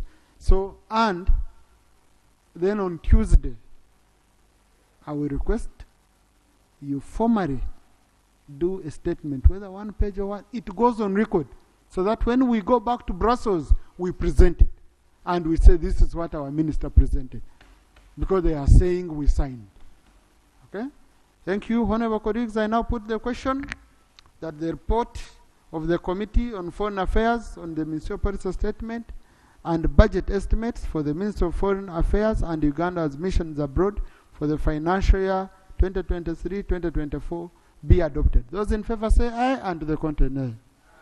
The ayes have it. Chair, congratulations. Thank you for the job well done. And sorry for the pressure, and you did your work, I had to do mine. So we have to move. The report is referred to the Committee on Budget for further scrutiny and harmonization. Thank you. Under what point? Clarification, right, Honourable Speaker, from the Chair. We are in a budget process. Where is the Minister of Finance in this process? Are we having a conversation amongst ourselves? How can we be through, right, Honourable Speaker, through this process at this critical time? And I don't see the minister as responsible for the budget. Thank you. Yesterday we had a Minister for Finance. Today morning we had a Minister for Finance. And this afternoon he's not here. But Honorable Mwijuche said you know what is happening. Some ministers are in hiding.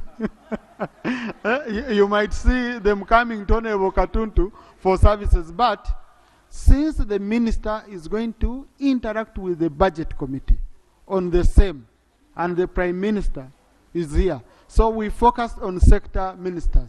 So only one Minister for Finance is available, and then also is needed in committees. For example, I know he was in the Committee on Education, also clarifying the issues. So it's a current situation we are handling Honorable Abudu. Otherwise, I had demanded from the beginning.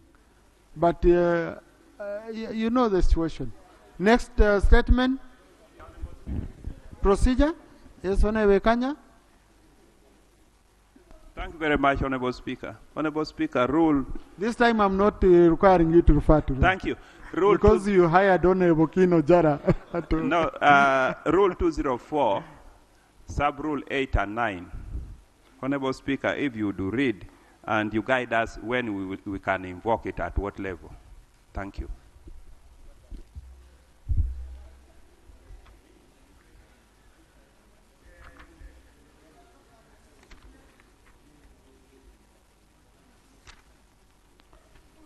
No, that one I guided that I will give a ruling later. Yes, thank you. Thank you. Consideration of the reports of the Committee on Health on the sectoral ministerial policy statements and budget estimates for financial year 2023-2024. Thank you, Chair. Colleagues, we are still here, so ministers don't go. Even the ones who are out should come. We are doing business. There is a lot of jam outside. I don't want you to be stuck in a traffic jam. Yesterday we did a good job.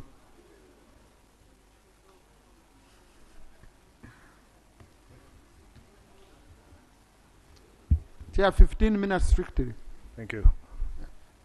Right Honourable Speaker, allow me to present the report of the Committee on Health on the sectoral ministerial policy statement and budget estimates for the financial year 2023-2024. Right Honourable Speaker, I beg to lay.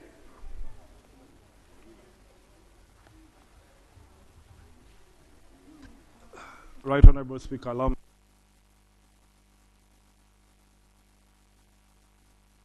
Thank you. Allow me to lay the minutes. Thank you. Right Honourable Speaker, we received notice that there was an alternative report by one of the members of the committee, and at that opportune time, I think you will allow him to present his report.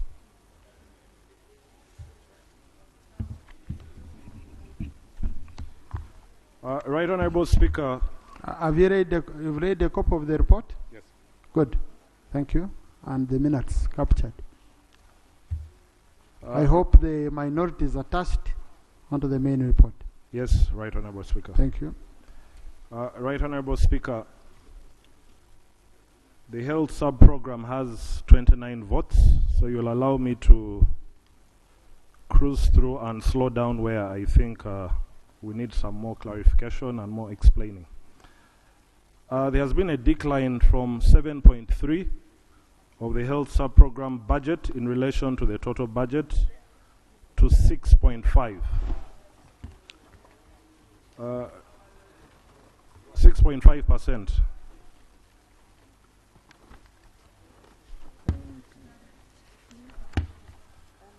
Right Honourable Speaker, I would like to draw your attention to page 9.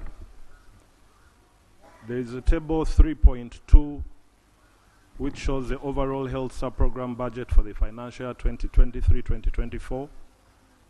The categories are wage, non-wage, domestic development, and external development. Right Honourable Speaker, you can see from the financial year 2022-2023 to 2023-2024, there has been an overall decline of 181.86 billion. That represents a negative drop of 6.8%. However, there were projected increases in wage and non-wage of 48.16 billion and 54.97 billion. The decline was in domestic development and external development, and one of the factors that was attributed to that was some of the projects were exiting, and then there's been a ban on development. Right Honourable Speaker, I would like to draw your attention to page 11. I would encourage IT to flash it up. That is table 4. It shows the vote-specific allocations for the various votes. That is in table financial year 22-23 and 23-24. And it gives us the nominal change for all the votes. For the financial year 2022-23, it was 2.679 billion. 23-24, 2.497 trillion, meaning there was a negative drop of 366 billion shillings. Right Honourable Speaker, I would like to draw your attention to page 13, table 5, vote-specific allocation for wage. And we see that there is an increment of wage across all the votes combined of 48.16 billion. That represents an increment of 16.7 billion.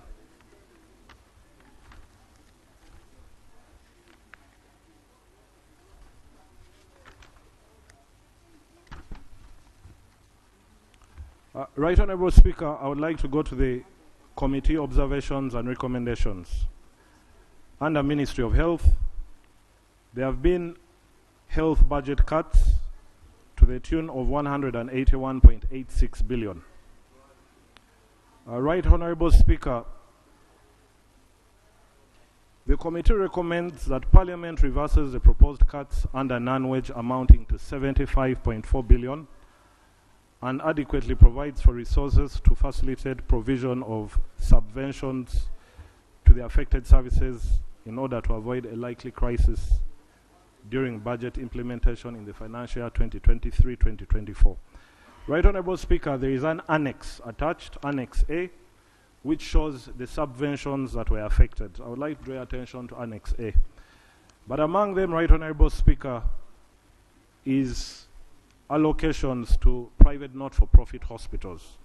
Right Honourable Speaker, private not-for-profit hospitals play a very big role in health service delivery in this country, and they have really been affected by these cuts.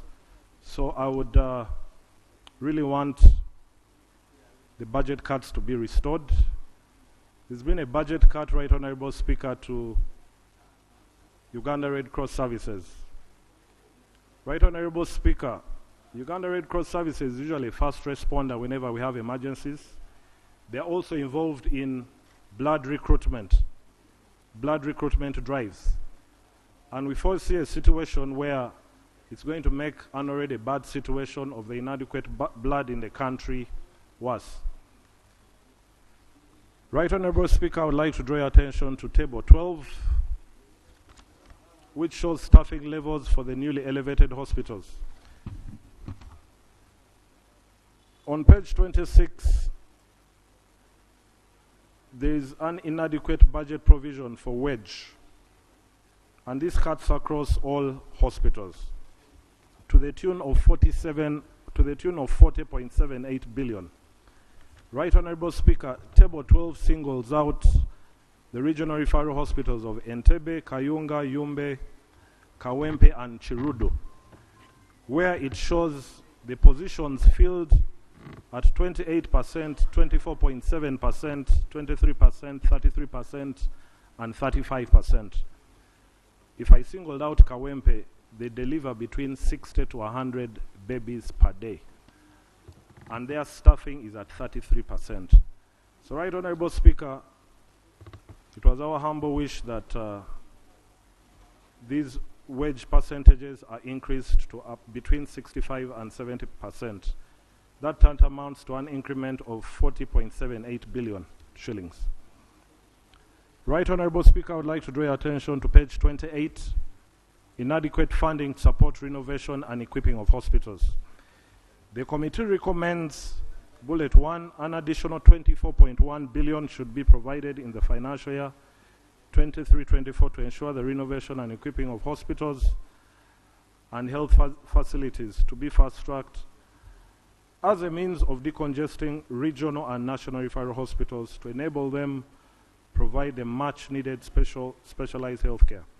2, an additional 30 billion be provided for the upgrade of health center 3s to 4s and health center 2s to 3s, and the renovations of existing ones. Right Honorable Speaker, as you are aware that some of the projects like AMCHIP and UGIFT are exiting. Right Honorable Speaker, I would like to draw your attention to page 29, bullet 6.5, non-functional ambulance system. The committee reiterates its earlier recommendation that 73.05 Uganda shillings billion Uganda shillings be provided for the operationalization of the national ambulance system in a phased manner, starting with 12.8 billion in the financial year 23-24. Right Honorable Speaker, I would like to draw attention to, I'd spoken about Uganda Red Cross, of their budget cut of 4.82 billion during the reduction of the subventions, and I had made the justification of why we need to restore this money. Right Honorable Speaker, I would like to draw your attention to page 32, Uganda Heart Institute. Right Honorable Speaker, as you are aware that the Parliament last year passed a loan of $70 million, tripartite funding from Badea, Islamic Development Fund, and OPEC. The committee recommends the Ministry of Finance, Planning and Economic Development should fast track the processing of this loan because the heart services uptake is on the increase. Right Honorable Speaker, the catheterization laboratory, that's bullet 6.14. The committee was informed that the cath lab at Uganda Heart Institute, which has been in use for 13 years, has exited its recommended lifespan by 3 years. The lab is out of warranty and spare parts, meaning whenever it breaks down, we have to call Egypt, South Africa to cannibalize spoiled machines. The committee observed equipment in the catheterization lab has been able to serve beyond 10 years because it has been well maintained. However, since its lifespan has expired, it can break down anytime and deny patients critical diagnostic services, yet there is no alternative in the country. The committee reiterates its earlier recommendation that 7.512 billion be provided for the purchase of equipment for the catheterization lab. Right Honorable Speaker, vote 114, Uganda Cancer Institute. Bullet 6.16 is establishment of a positron emission tomography center. That is the PET center. Now the PET center, it's a multi-purpose center primarily used for early detection and spread of cancers, Alzheimer's disease, sclerosis, and localization of seizures in the case of epilepsy. In summary, Right Honorable Speaker, the total cost of the PET project being undertaken by UCI is estimated at about 35 billion shillings, but is to be funded in 3 phases over 4 years. The first 2 phases were scheduled to be completed by June 2024, and contracts worth 251 billion were signed. Only 65 was provided, leaving a deficit of 285 billion. In order to complete the project, a final 99 billion will be needed for the financial year 2024. I forgot to mention, Right Honourable Speaker, that no money was appropriated in the current financial year. Now, Right Honourable Speaker, I'm sure my colleagues at the Treasury would be interested in knowing the business case of investing in a pet center. Abroad, access to a pet center, you'll pay about $2,000 per scan. If we had subsidized in Uganda at $500 US, times 30 scans a day, times 320 days, that would come to 4.8 billion shillings. So there is a good return on investment if we invested in this pet scan, because I'm happy to say that 15% of the patients reporting to Uganda Cancer Institute are foreigners. So already we are seeing the benefits of internal tourism, medical. The committee recommends that 50 billion be provided in the next financial year for the continuation of construction of the pet center.